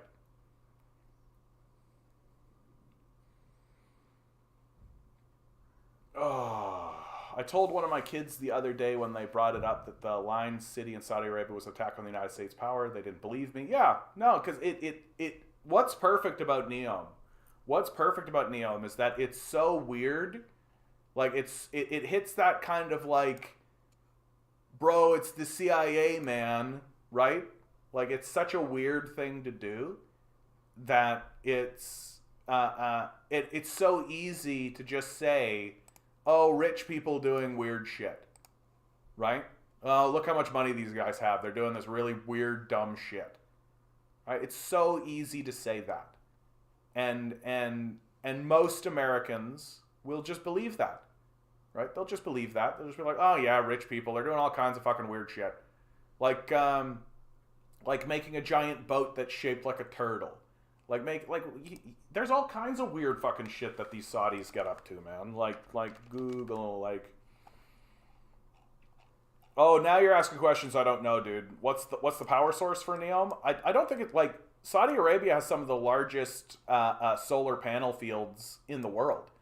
Like they've pushed all in on solar, and I mean, what do they have? They've got deserts and oil money. So what are they doing? They're buying all of the solar panels from China, and they're filling their deserts up with them, right? They've been doing that from almost day one, because these guys see the writing on the wall. Like this is what I'm talking about when I'm saying that Saudi Arabia are Machiavellian geniuses. Like they're not fucking around with some weird little money worship thing that's going on in the States. They're not walking around being like Manifest Destiny or any of this shit. They're literally like, how do we maintain power? Oh, this is in the decline and this is on the ascension, then we're going to shift. Like, they don't fuck around. Like, where is it? Come on. Why am I failing? Yeah, here you go. Like, this is the kind of fucked up shit that people are used to seeing. Right? Like, look at this thing.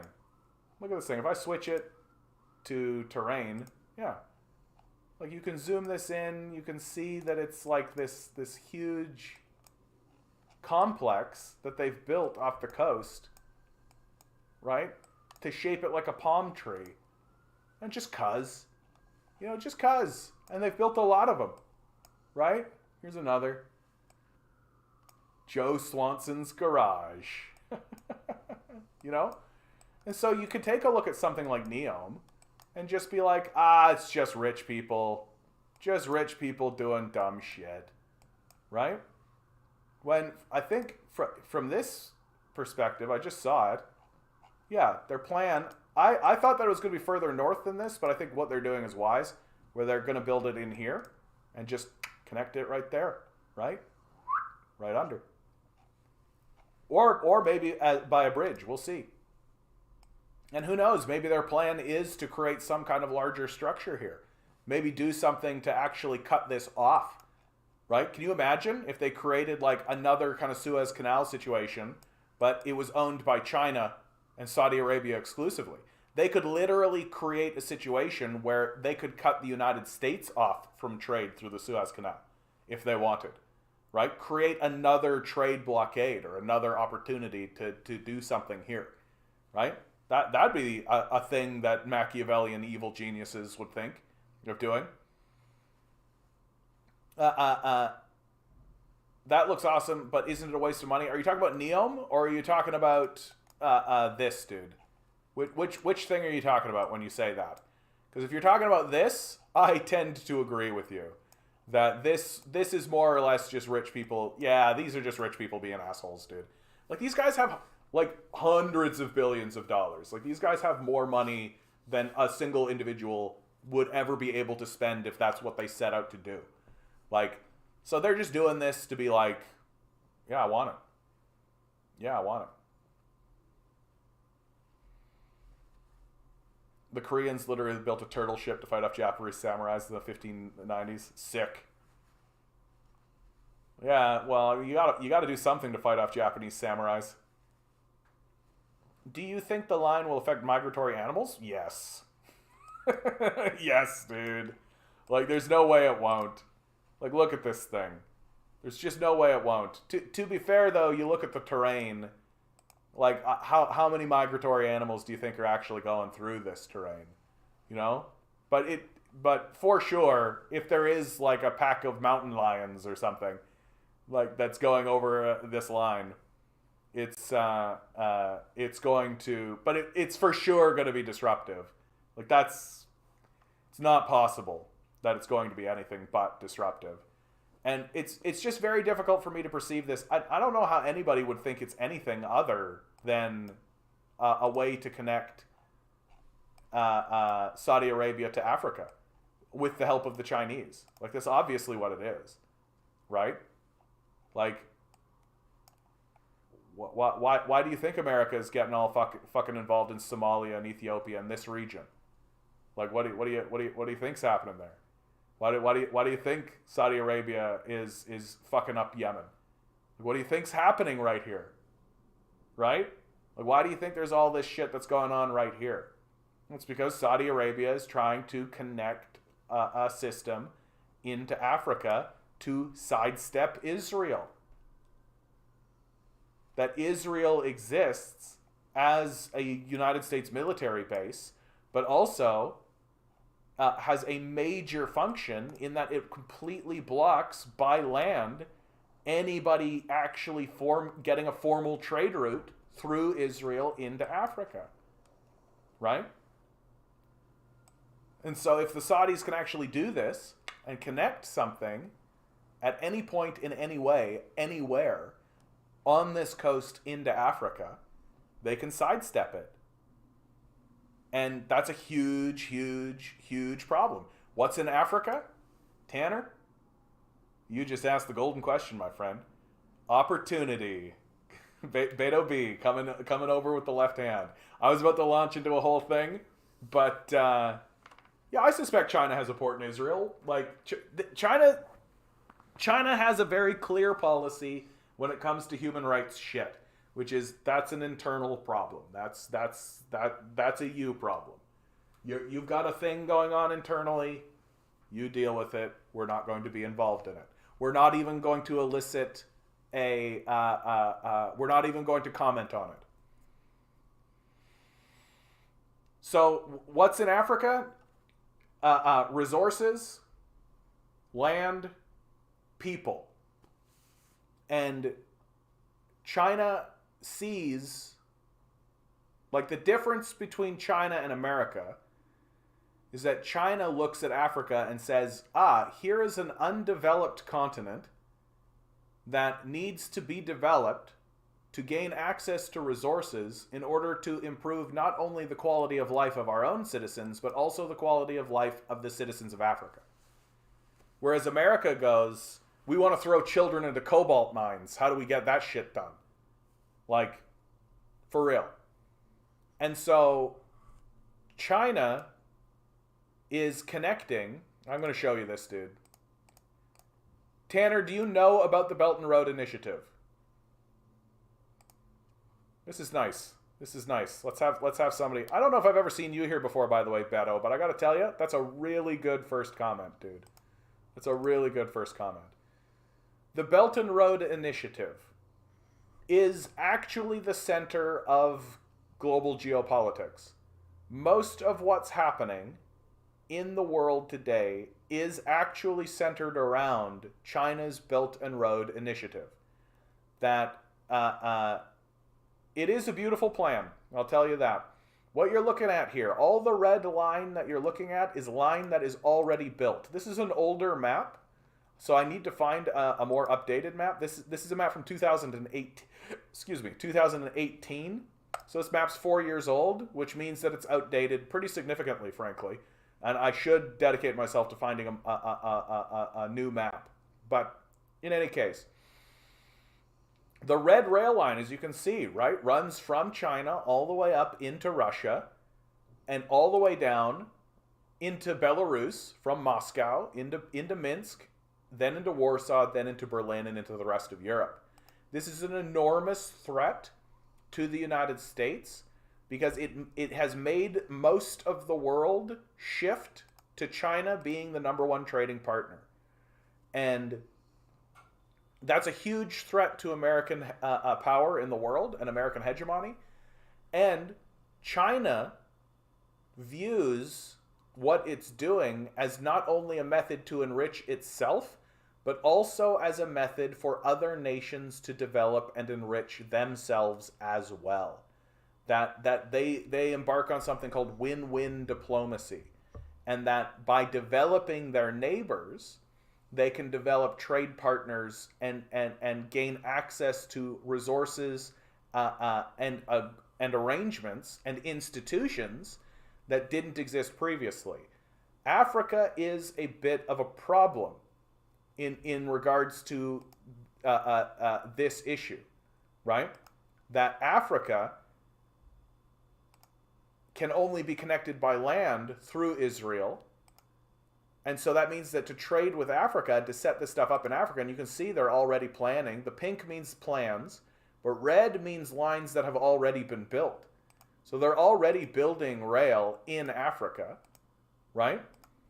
But the Americans have made it very clear that their plan for how to engage with China includes blowing up trade ships. So there's a document that you can find very easily called Thinking Through the Unthinkable. Yeah, there it is. War with China, Thinking Through the Unthinkable. This is from the Rand Corporation, which is the Pentagon. And if you read this document, you find out that what the Pentagon thinks about how we should go to war with China is that we should blow up all their trade in the water. And so the plan for the Chinese is to stop trading by water and start trading by land. And getting into Africa and developing Africa, like, what's the population of Africa?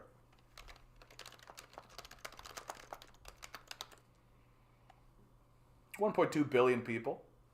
So about the same as lives in China. So China thinks like this. There is a China's worth of population and resources that are completely unmobilized, that are not being connected to any trade system in any meaningful way. And we, the Chinese, want to change that. That we want to create a system by which we can improve not only the quality of life for the Chinese, but also the quality of life for the Africans, and thereby increase the security of China. Because that's always the threat. The threat is that America will just come in and start dropping bombs.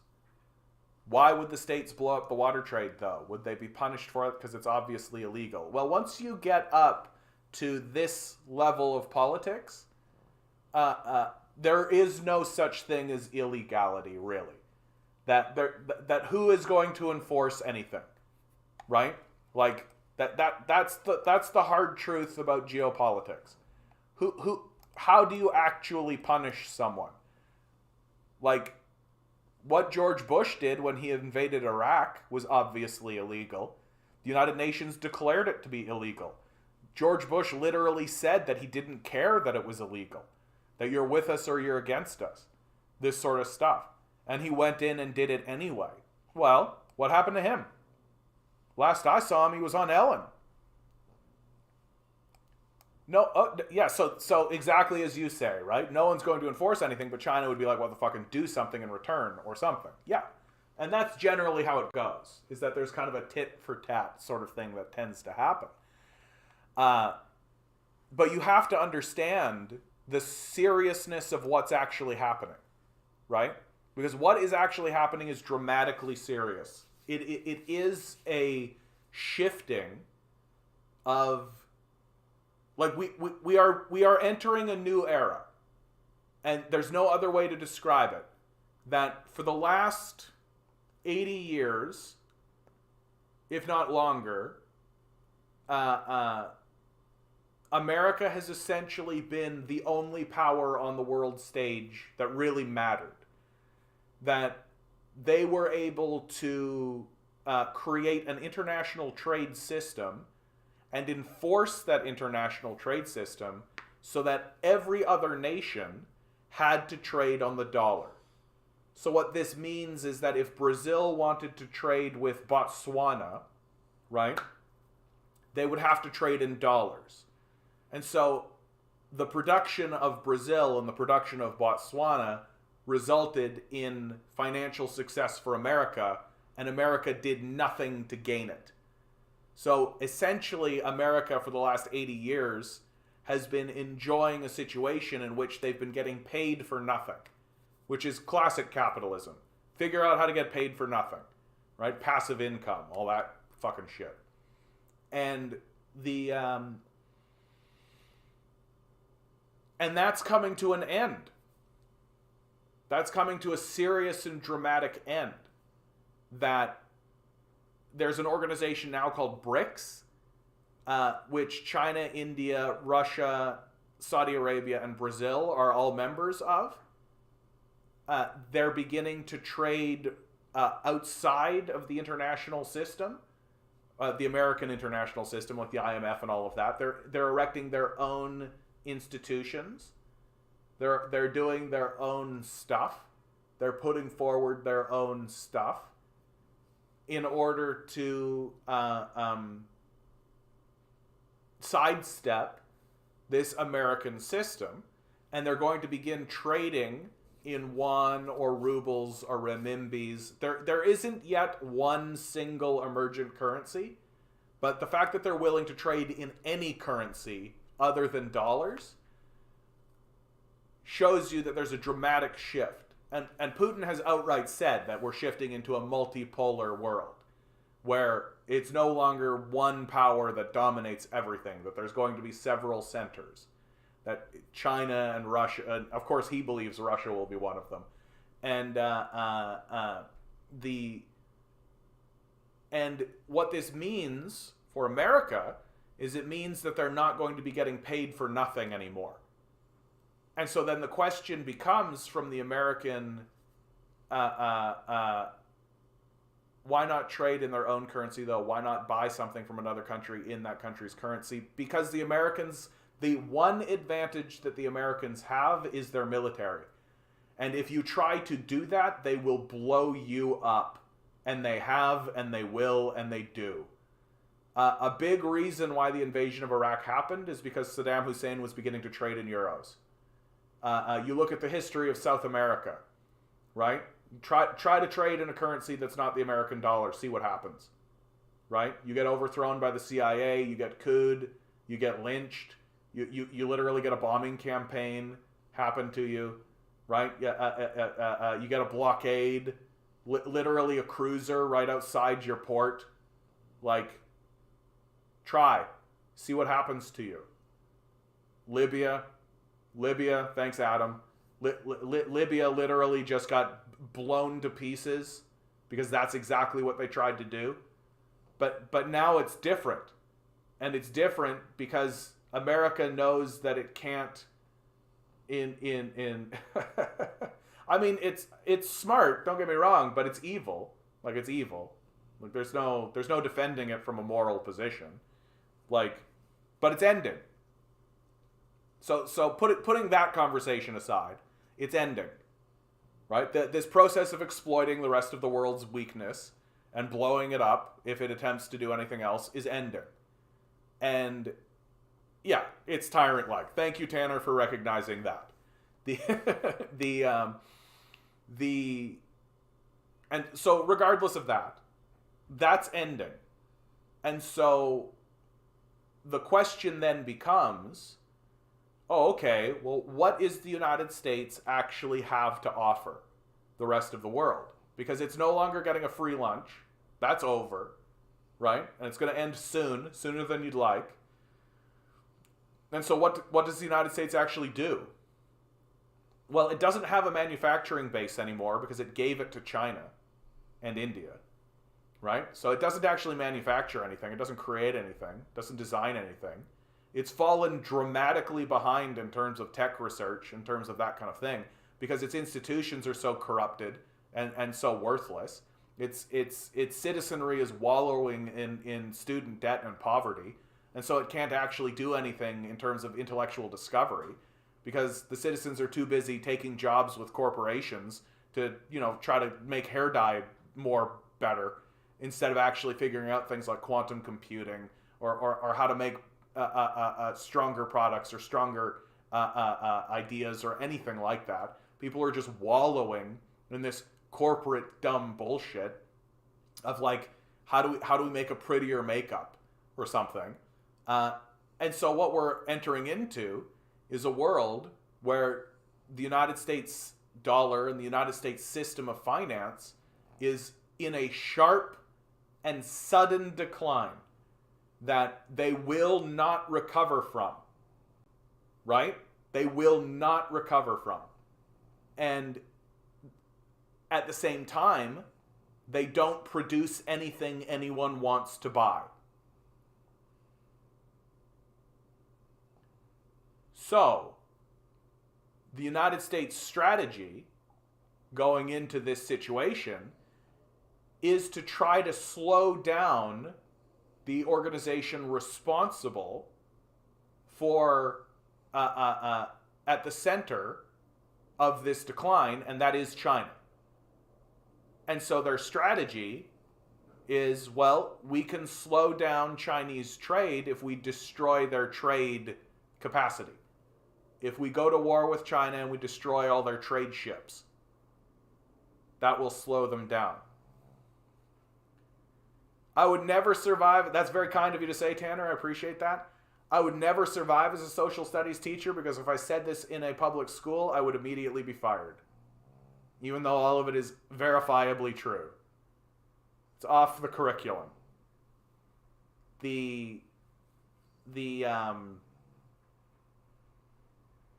And what's got America scared more than anything,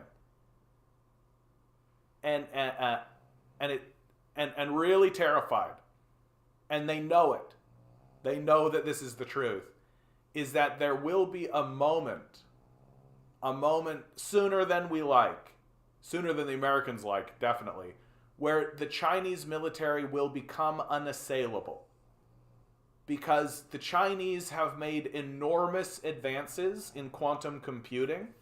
Because instead of us, they didn't plunge their entire generation into debt peonage and say, go work at a factory or something, doing research and development on how to make Big Macs taste better or more addictive. They said, we want to know more about quantum computing. So we're going to fund huge segments of our population to sit in a room and research quantum computing.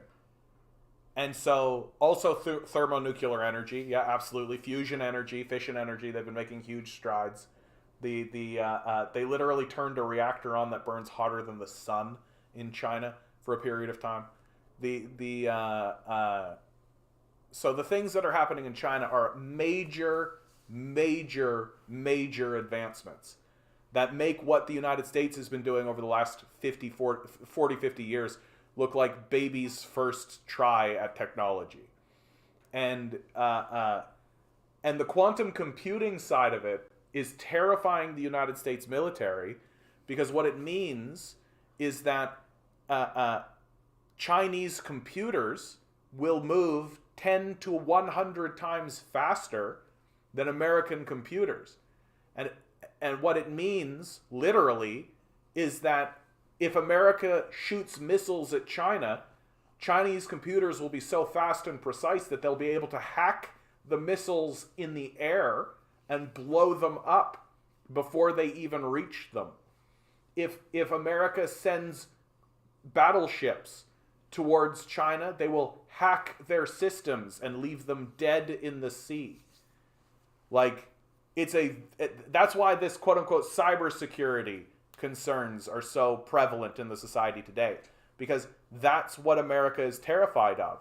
They're terrified of China being able to render the entire power of the United States military obsolete through the power of quantum computing. And it's a technology that's coming. The Americans know it's coming. And when the military personnel talk about it, they talk about how we have an ever-shrinking window of opportunity to act on this. Because once that window closes, China will be unassailable militarily. And what that means is that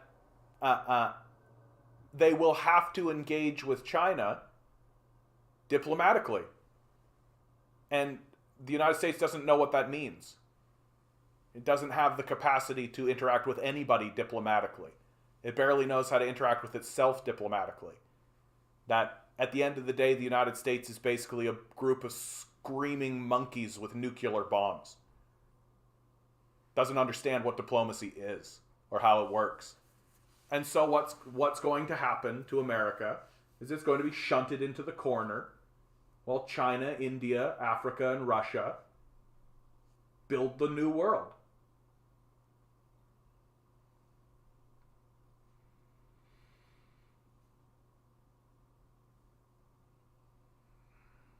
What do you mean by that, Tanner? They're also scared of it because China's fucked, though. How? Like, what do you think you know?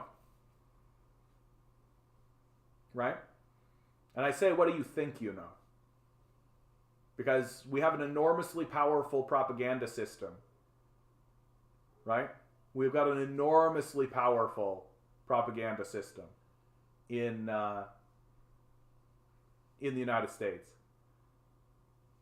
They got labor camps in China. Yep, that's exactly what I'm talking about. No, they don't, bro. Like, no. Like, I'm sure they have places where poor people can go learn Chinese and become integrated into the Chinese society that we like to say are concentration camps and labor camps. I'm sure that exists. But, nah, bro. Like, that's a straight no from me. Like, I'm sure the CIA is interested in making sure that you think so. Why's it got to be Russia and China, though? I mean,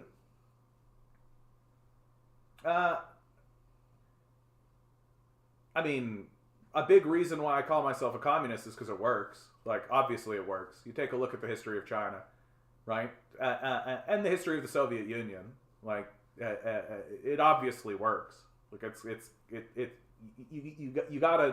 you gotta maintain, like, you have to decide to be illiterate in order to think otherwise. I think that, like, China and Russia, Russia, I think, is more of a victim of the passing of history.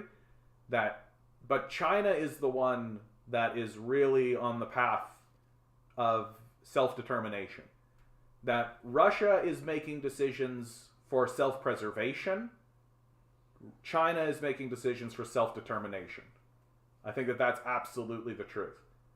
And it's doing everything it can. If it works, why is China's people always rioting? Bro, you see like one article where there's one protest in China and people are rioting. Unreal.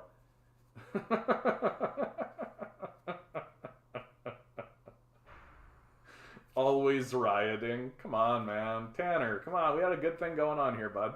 You were calling me a social studies teacher. Come on, man. Come on. Why you gotta ruin it like this? Huh? Why you gotta ruin it like this, Tanner? We had such a good thing going on. Seems like everyone there getting mad at the government. So there's a study that comes out of Harvard. It's like a 17, 18 year long study of the Chinese people's favorability of their own government. And the Chinese people's favorability of the government, not only is it much, much, much higher than America's, it improved over time. So this idea, yeah, and of course I've got regular people in the chat who are gonna try to set you straight, bud. Somebody like Ligand Disease, for example, they don't. You don't know what goes on in China, right? The COVID protest does not represent every other day in China. Yeah, there's that. And, like, dude, like, as if America doesn't have protests, like the George Floyd protests, like Occupy, right? Like, Every society is going to have a certain degree of protest and unrest. Like that's normal. Like really, and you should establish that in your mind right now.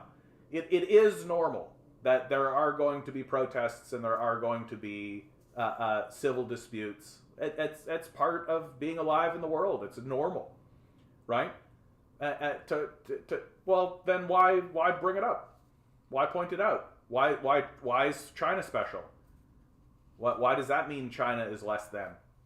Because they also have protests. Like, it's but it seems like it's often and it's always against the government. I mean, what else should it be against? And how often is often? Like, I think what do we have? We had the COVID protests that happened. What other protests happened earlier than that? Like, what's often? Protests in the States and Canada are way less common. Tanner, dude. What are you talking about, bro? Like, we just had, like, the Freedom Convoy protest. The largest protest movement that happens in Toronto happens every Saturday. It's an anti-COVID protest. Happens every Saturday. It's still happening. Like, I'm sorry, bro. Like, I wonder what you're looking at. And what was before the Freedom Convoy? Nothing? What?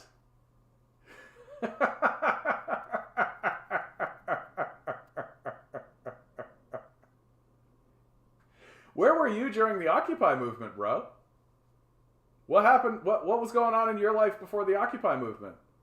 Like, for real? Like, during Occupy, where were you? What about George Floyd? What about George Floyd? Where were you? Where were you during the George Floyd protests? They burnt down police stations during the George Floyd protests.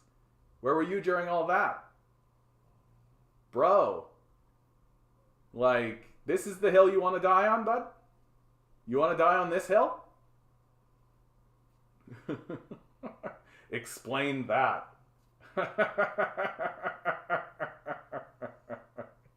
Remember when a police officer publicly executed a black man in the streets and the people rioted and burnt down police stations? Remember when that happened? Explain that.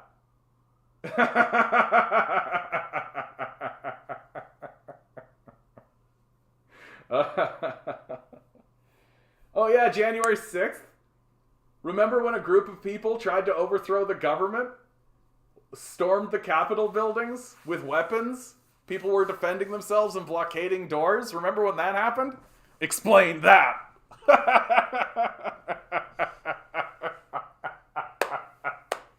Oh, I needed that, dude. That's a good laugh.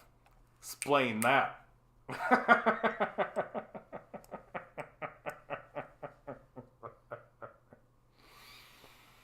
Yeah, so what do we got? We have the Freedom Convoy, we had the George Floyd protest, we had the January 6th insurrection. Thank you for oddity. No, who said that? Who said the insurrection? Yeah, Vaughn. Thank you, Vaughn. And then Occupy is the next one I can remember. But I'm sure there are things before that. Oh yeah, not to mention all the school shootings. Oh yeah, you can't forget all the school shootings, right? I guess those don't count though, right? Because those aren't technically protests. It's just random people grabbing weapons and walking into public spaces and massacring people en masse, and the government doing nothing about it, right? So just as long as you ignore literally all of the school shootings, the club shootings, the mall shootings, all of the shootings that happen in public spaces, like Kyle Rittenhouse gunning people down in the streets and then getting off by it. As long as you ignore all of that, America's totally peaceful.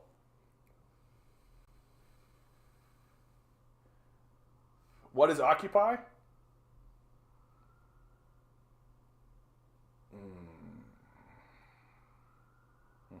I knew this day would come. So after the 2008 financial collapse, when the global economy went down and we bailed out a bunch of banks instead of letting them fail, and essentially merged the banking sector with the governmental sector, thereby ensuring that we would forever be in a type of serfdom and peonage to a banking cartel that can never fall over because they're quote unquote too big to fail. So after all that happened, citizens took to the streets and began a movement called Occupy Wall Street. And Occupy Wall Street began in New York in Zuccotti Square, Zuccotti Park. What was notable about the Occupy Wall Street movement is that instead of going to the like the mayor's office, it was at Wall Street, because the seminal statement of the Occupy Wall Street movement was that the actual centers of power was Wall Street, and their tactic and their strategy was to occupy spaces.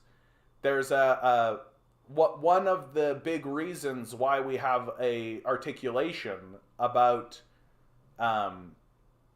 the income disparity that exists. Like, if you ever hear the phrase, we are the 99%, or 99% versus the 1%, right? 1%ers, that sort of stuff. That all comes out of the Occupy Wall Street movement. And the Occupy Wall Street movement, of course, also really well known because it began in New York, but it spread throughout every major city. And every major city in North America had an occupation and an Occupy Wall Street movement that occurred within it, where huge groups of people went to central financial sectors or important political places and set up encampments. These encampments eventually get systematically cleared out by the Obama administration in conjunction with state authorities.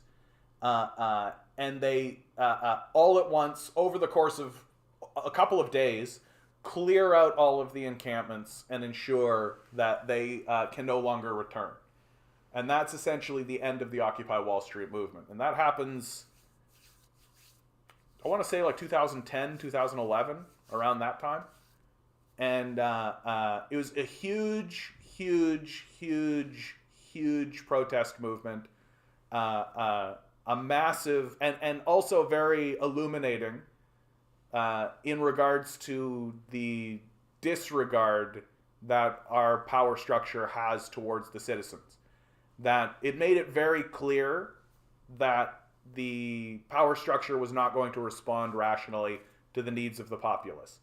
And that the despair that was leading people into doing something like the Occupy movement was responded to with overwhelming violence by the state.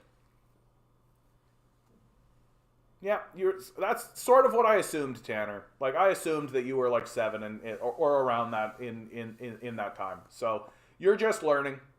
I understand. I knew that this was going to start happening when I did this stream. That eventually people were going to start coming in here and start saying, what's Occupy? Because while Occupy was important for me, and was important for many of us, the media power structure is never going to teach you about it. Now, and really understand this, Tanner. If they are not teaching you about Occupy, which in my view is the major protest moment of my generation, if they're not teaching you about Occupy, what else are they not teaching you? What else do you not know? Because right now you live in a media environment that is designed to keep you illiterate and ignorant. It's the only thing they have left. That they can't teach you an alternative history. They can't teach you something else. They literally need to teach you nothing. And to make it so that nothing happened. Yeah, it seems like something you should have learned in socials. Yeah, you would think so. But you'll find as you move along, Tanner, that you don't know anything about the history of the labor movement in the United States. That's on purpose. You don't know anything about the history of the civil rights movement in the United States. And that's on purpose. Yeah, you live in the West Coast, they teach you about, the First Nations people. Like, we've gotten there as a people because the First Nations, like, that happened such a long time ago. And also, the history of our genocide against the First Nations people was always taught. We never treated it as a secret, right? Cowboys and Indians. A lot of John Wayne's stuff is about killing Indians, right? It's just that we started to realize that it was bad. That's all. So we were never secretive about it, but we just had a turning point where we kind of went, wait a minute, these are people. These are people. And you have movies like Last of the Mohicans and all this kind of shit.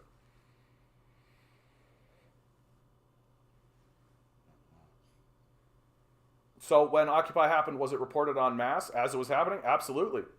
Absolutely, dude. Like, I don't know, man. I don't know what to tell you here. Like,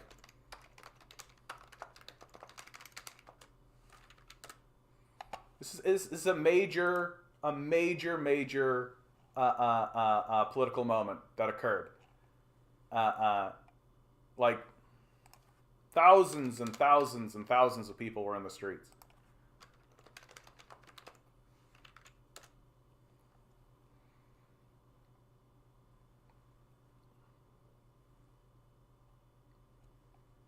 Like, those protests against Wall Street continue. This is ABC News. Across the day here in New York, thousands of demonstrators. And this wasn't just these people weren't just like walking through the square, right? These people weren't just like walking through the square. They were occupying it. There were encampments. Thousands of people were living in Zuccotti Park. And it was a major moment. But at the same time, does it not seem like there are a bunch of brokers that need to get their money up? Oh my God. Propaganda works, kids. Propaganda works. The system of capital, Tanner, this is something that you need to understand, right? The system of capital is designed to ensure that there are people who are poor. The system of capital is designed to ensure it as a guarantee, as a byproduct of the system of capital, that it is literally impossible for everyone to be wealthy in a capitalist society. Because that's not how the system works. You can take a look at the Federal Reserve or the Bank of Canada. Just these last couple of months have been openly talking about how they need to increase unemployment. They need more people to be unemployed. So what you are doing, and I don't fault you for this because you're trained to do this, is you are individualizing the problem. You are saying of each individual that it is your individual responsibility to manifest your individualism and individualize that individualism on your own individual basis as an individual.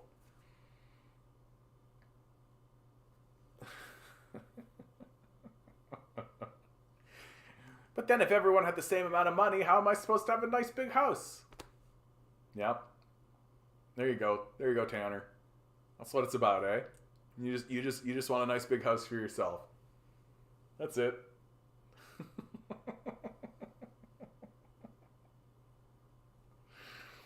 What's embarrassing though is that like chances are good that we would have nicer places and nicer houses if we were living in a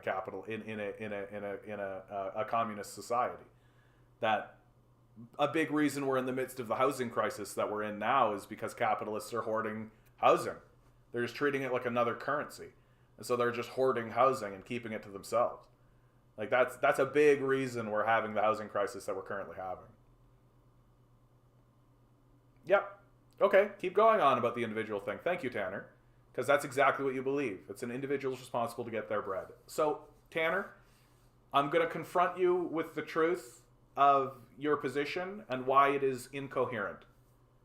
fundamentally, what you are trying to convince me and what you are saying is that it is possible for the energy of a single individual to overwhelm not only the energy of all of the other living individuals, not only the energy of all of the institutions that it currently exist, not only the energy of all institutions and all individuals who have ever existed, but also the collective energy of the entire forces of all creation.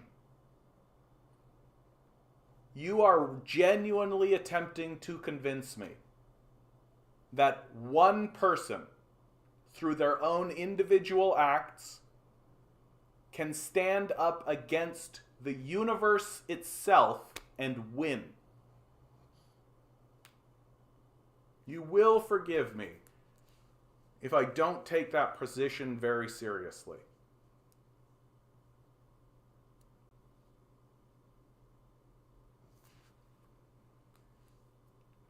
That we can try our best, but when you have major institutions, the Bank of Canada and the Federal Reserve are major institutions.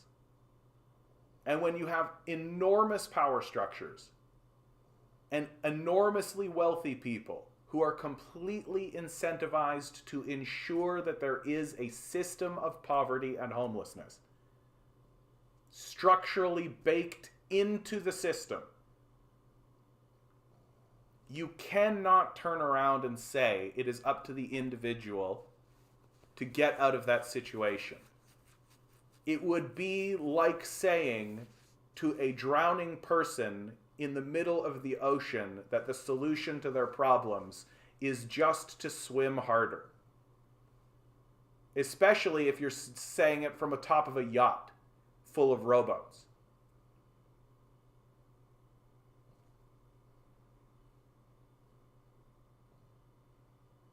I'm not saying someone needs to get so rich they're in the Illuminati, because you simply can't work from the bottom to get there. Yep, thank you.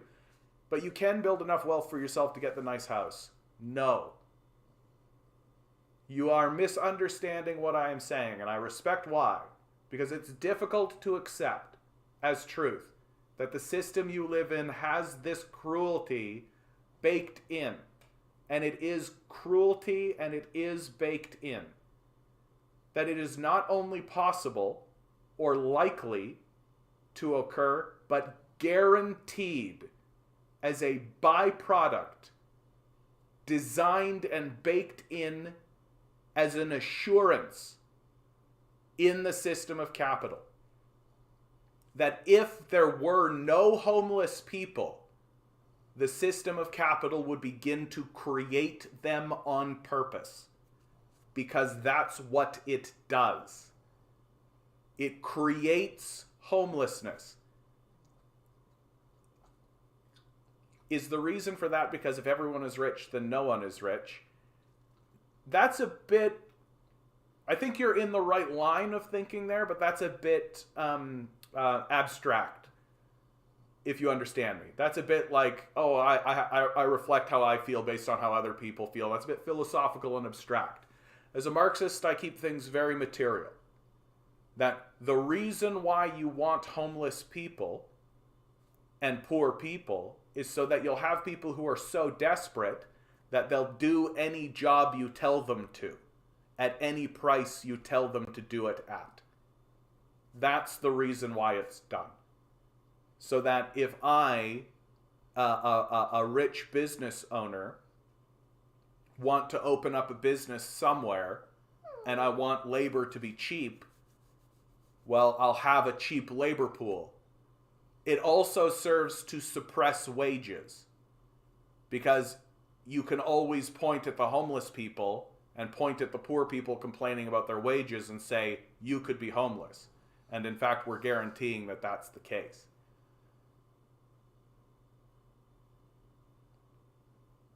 So this idea that it's up to the individual, it has that grain of truth to it, because certainly it is up to the individual to be concerned about their own individual Like, I literally can't tie your shoes every day. I can't get you out of bed. You are responsible for getting yourself out of bed. Like, these sorts of things are obviously the case. And so it does have that kind of grain of truth, but it only goes so far. And it only goes as far as the moment you step out of your door. There are massive institutions that exist. And most of them are designed to ensure you have a bad time. Most of them are designed that way. None of them are designed to help you. None of them are designed to ensure that you have a good time. They are all designed to ensure that they can extract the most amount of value out of you for themselves, so that they do nothing and you do everything. If they can get you to work for nothing, they will. And that's the strategy. That's why I'm a communist. So would there be no homelessness or poverty in a communist society? You can take a look at what China has done over the last 20 years.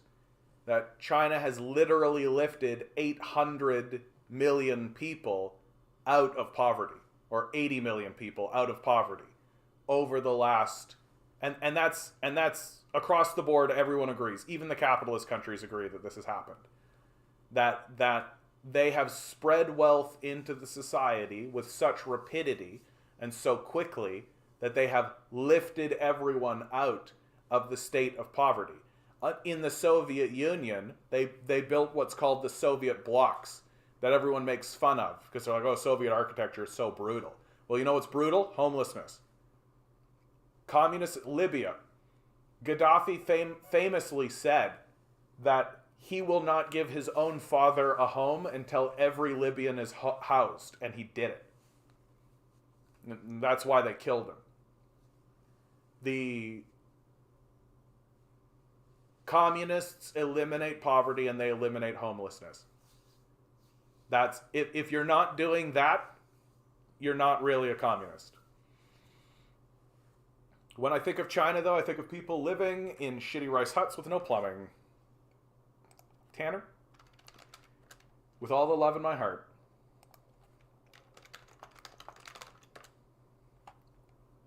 take a look at the screen, bud. Welcome to Chongqing.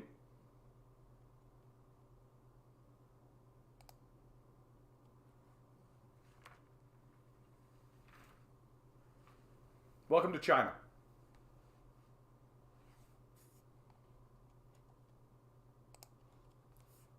China experienced what has to be called an economic miracle.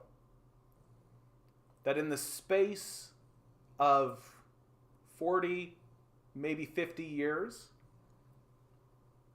they turned their society from, as you describe, shitty rice huts with no plumbing, into this.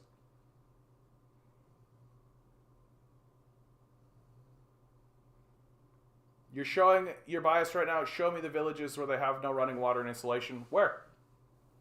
What's the name? What's the name of the place? I've got a keyboard right here, bud. What's the name of the place?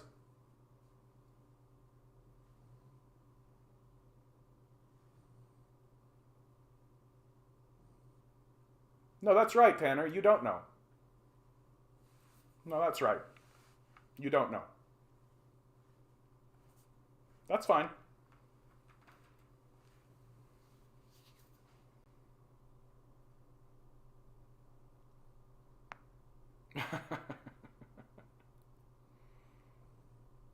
Yeah.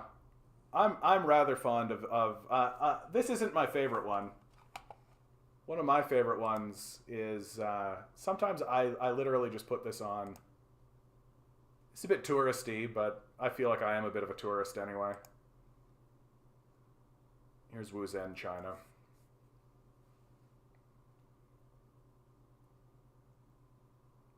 I love, I imagine walking through Joe, do some research about protests and the people asking you to. Draz, like, you're pretty sure the people in China aren't happy with their government? Well, according to Harvard, like, the people of China have a favorability rating of their government as high as 70%. And protest movements are normal, right? Protest movements are normal, right?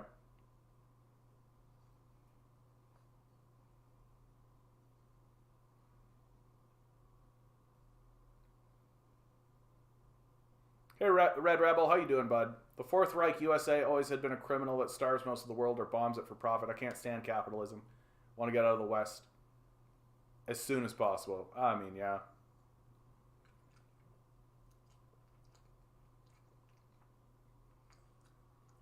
Well, Draz, I mean, I could show you the tent cities that exist throughout the United States, right? Like, I could show you the opioid crisis that's happening throughout the United States if you'd like. Like, I feel like the image you have of the places you live, and as compared to the image that you have of the places you critique, are dramatically compromised.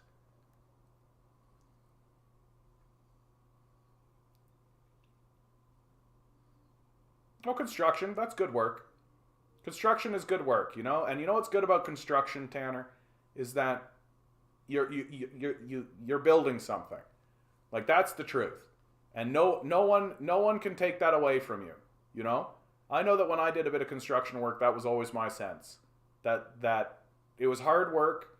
You didn't get a lot of respect from your bosses and all that. But at the end of it, you could stand back and look at something and say, I built it. And that's a real thing. That's a real sensation that no one can take you away from that. Yeah, Draz, dude, I like, the protests that occurred were normal. Like, you're trying to create this idea as if they were like an oh my god seminal moment. Everyone in 100 years will remember this. No one cares. Like, so a group of people got together and said we don't like the COVID protests, and so they had a little protest. And you know what the government did? They listened to them. They responded. Like, it was as normal gets, man. And you're in here trying to convince me that what? Collapses the whole idea of communist China? That collapses the whole thing? Like, come on, man. Like, as if we don't have major protest movements here in the West. As if the Freedom Convoy didn't happen. As if the January 6th insurrection didn't happen. As if the George Floyd protest didn't happen. As if the Occupy movement didn't happen. Like, man, come on.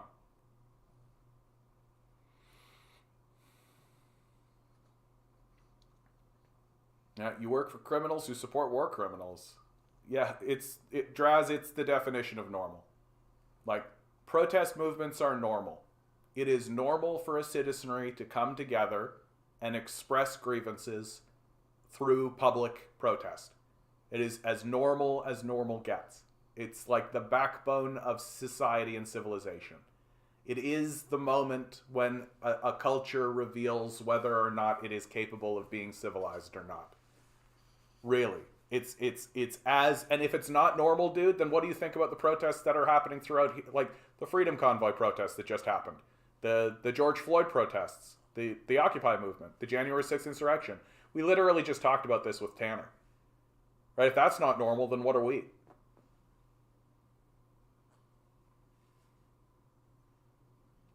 Red, I appreciate your sentiment. Pull it back a little, okay, bud? I value your contribution, but pull it back a little, okay, bud?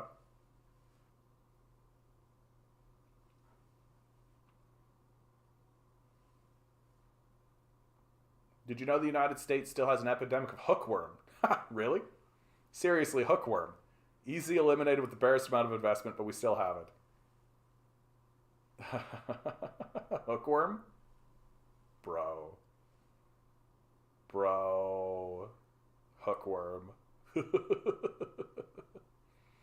Just research what's happening in China, man. Draz, I love it, dude. Like, what's the name of the government in China?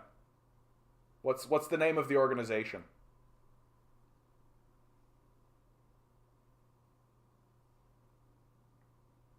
Yeah, you could point. I don't think you could point to a single country that hasn't experienced a major protest every decade or so. Yeah, Loaf, that's exactly right. Because it is a normal expression. It's normal. It's normal for people to come together and air their grievances. And in fact, it's a big learning moment, right? It's a big learning moment for a society, right? You can learn a lot about your culture and your society based on how it responds to protests and protest movements, right?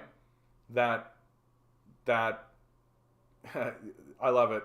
Now, Draz doesn't have the answer, right? He thinks he knows everything about China, but he can't answer a basic question. What's the name of the organization that rules China? Do you know? Like, you're telling me to do research on China, bud. Okay, what's the name of the government? Not the party that runs the government. What's the name of the government? It has a name. If you don't know this, you are illiterate. What's its name? You're the expert, obviously. I'm the one that needs to go do the research, right? What's the name? Oh, did you embarrass yourself? Did you embarrass yourself? And now you're trying to pivot away from that so that you can pretend as though you can get one over on me based on my employment status? Treat me like a commodity, right? Assign me a value based on the commodification of what I do, right? Yeah. Your illiteracy is showing, Draz. It's just getting embarrassing for you, dude. People were very happy under Mao. You know why they were happy? They were throwing off Japanese imperialists. You know why they were happy? They were ending the 100 years of humiliation. You know why they were happy? They were taking control of their own lives and building their societies and their cultures. You know why they were happy? Because they were ruling themselves.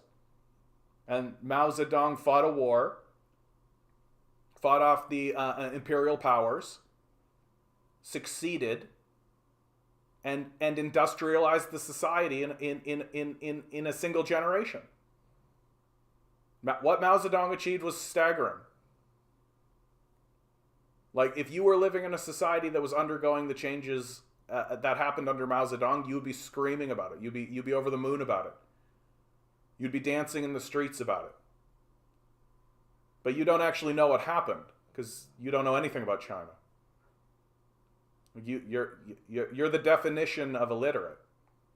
And what's always so staggering about people who are as illiterate as you is how confident you seem to be about it.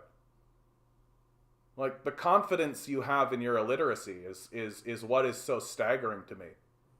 Like, at least someone like Tanner is asking questions, is probing, is pushing in a way that is full of inquiry, right? Is asking in a genuine way, is obviously trying to learn something. Obviously trying to learn something. Draz, what's the name of the government? Like, I am going to ban you. I'm going to ban you with your next statement if it is anything other than the statement, what's the name of the Chinese government, or the statement that you don't know. If you say anything else, that will be the last thing you say here. So you don't know.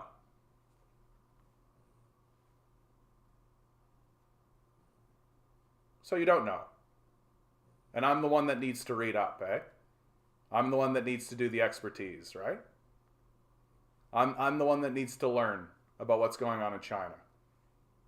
The correct answer is the National People's Congress. You can Google it. It's easy to find.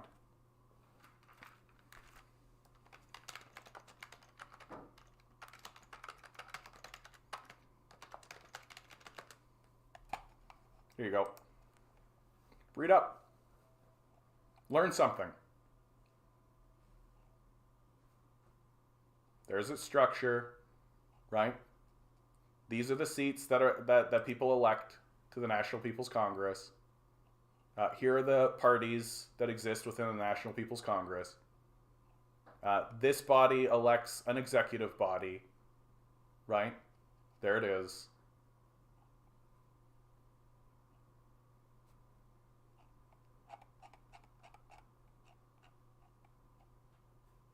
It's all right here, man.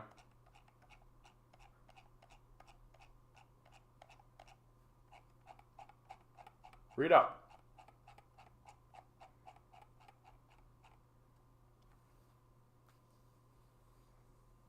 Yeah, the abbreviation is NPC, Tanner. You got it. That is in the defense of the Chinese. In the defense of the Chinese, they created the National People's Congress before video games were even a thing. So the non-player character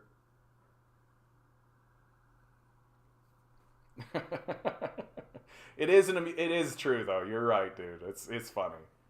Why aren't you streaming on TikTok right now? I've been having difficulty with my internet connection. And honestly, I'm a bit exhausted tonight, and I find TikTok to be a bit exhausting. That TikTok itself, the stream of consciousness of the TikTok chat, even though I try to ignore it, even though I try to do it, it is there, and it's hard to ignore. And so I find that to be kind of exhausting. And then it also tends to get a lot of people onto the stream who think they know things and don't. And so the conversation I just had to have with Draz is a conversation I have to have a lot more when I'm streaming on TikTok. And sometimes I don't want to. It's as simple as that. Sometimes I'd rather just talk to the, yeah, Tanner, I do. Yeah, I do. For sure I do. And I try to, I push people off of YouTube if they come on and do that here, but I'm not doing it because I hate them or because I think badly of them. I'm just doing it because I just think it's junk, right? Well, I shouldn't even say junk, but just like, I don't want to have to stop and talk about Ronnie McNutt every single time. Because, and what will happen if I start to do that is it'll create a feedback loop where if I start talking about Ronnie McNutt, more people will come in, and then the stream will become about Ronnie McNutt and about that event. And I'm just not interested in that. Just not interested in that. That what I think we're looking at with that Ronnie McNutt situation is what we're looking at with that Ronnie McNutt situation is a culture grieving itself. I think that there's something to that. That, like, at first I was kind of shocked that people were being so crass and callous about a man committing suicide on stream the way that Ronnie did, and that it went viral the way it did. And more I've thought about it, and I really do think that, like, people are really trying to grapple and grip with the absurdity of life and the absurdity of their society and the absurdity of what it is. That a man can commit suicide, like a veteran commits suicide, and it gets spread around by Facebook. It's absurdity. It's absurd on the highest possible levels. No, I don't think I am, Tanner. Like, I really don't think I am. Like, we as a culture do not have a grip on our emotional selves. We don't know how to be and how to exist in the world. And you want to laugh it off. But to me, that's just a coping mechanism. I think that you're just coping.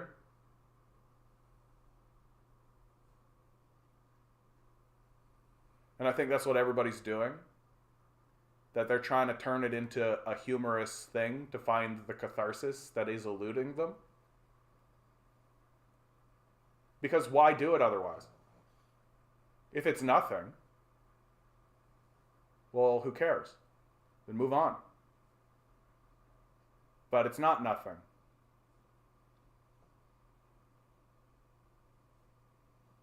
No, I just don't like to be commodified, Draz. And that's all you're doing. That's all you're doing. You're just trying to place a value on me based on what I do for a living. You're attempting to commodify me. I know. I would like communism because I'm tired of seeing homeless people. I would like communism because I'm tired of disabled people being told to go use the medically assisted dying system.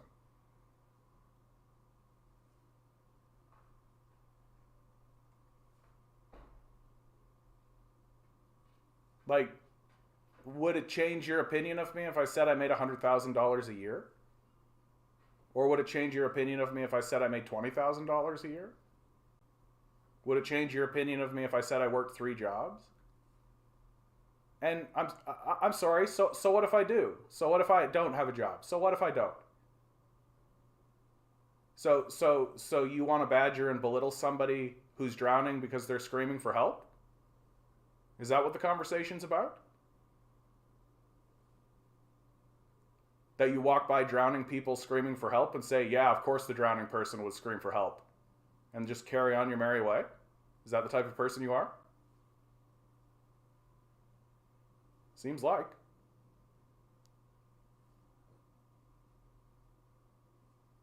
Yeah, real tough guys. Real tough guys.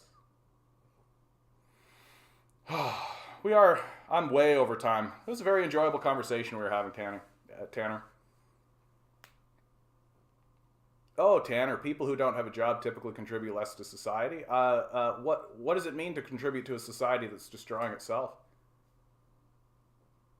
It's reflective of someone's character, right? So if someone is contributing to, like, were the Nazi Gestapo contributing to their society?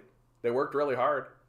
They were tough, right? They got up every morning early, worked out, went to work, diligently focused on their task. They were contributing to their society, right?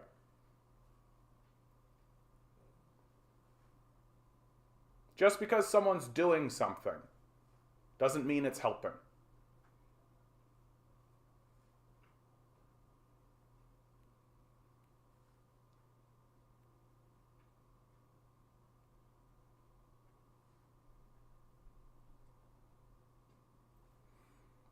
All right, guys. I think we've reached the end of the conversation.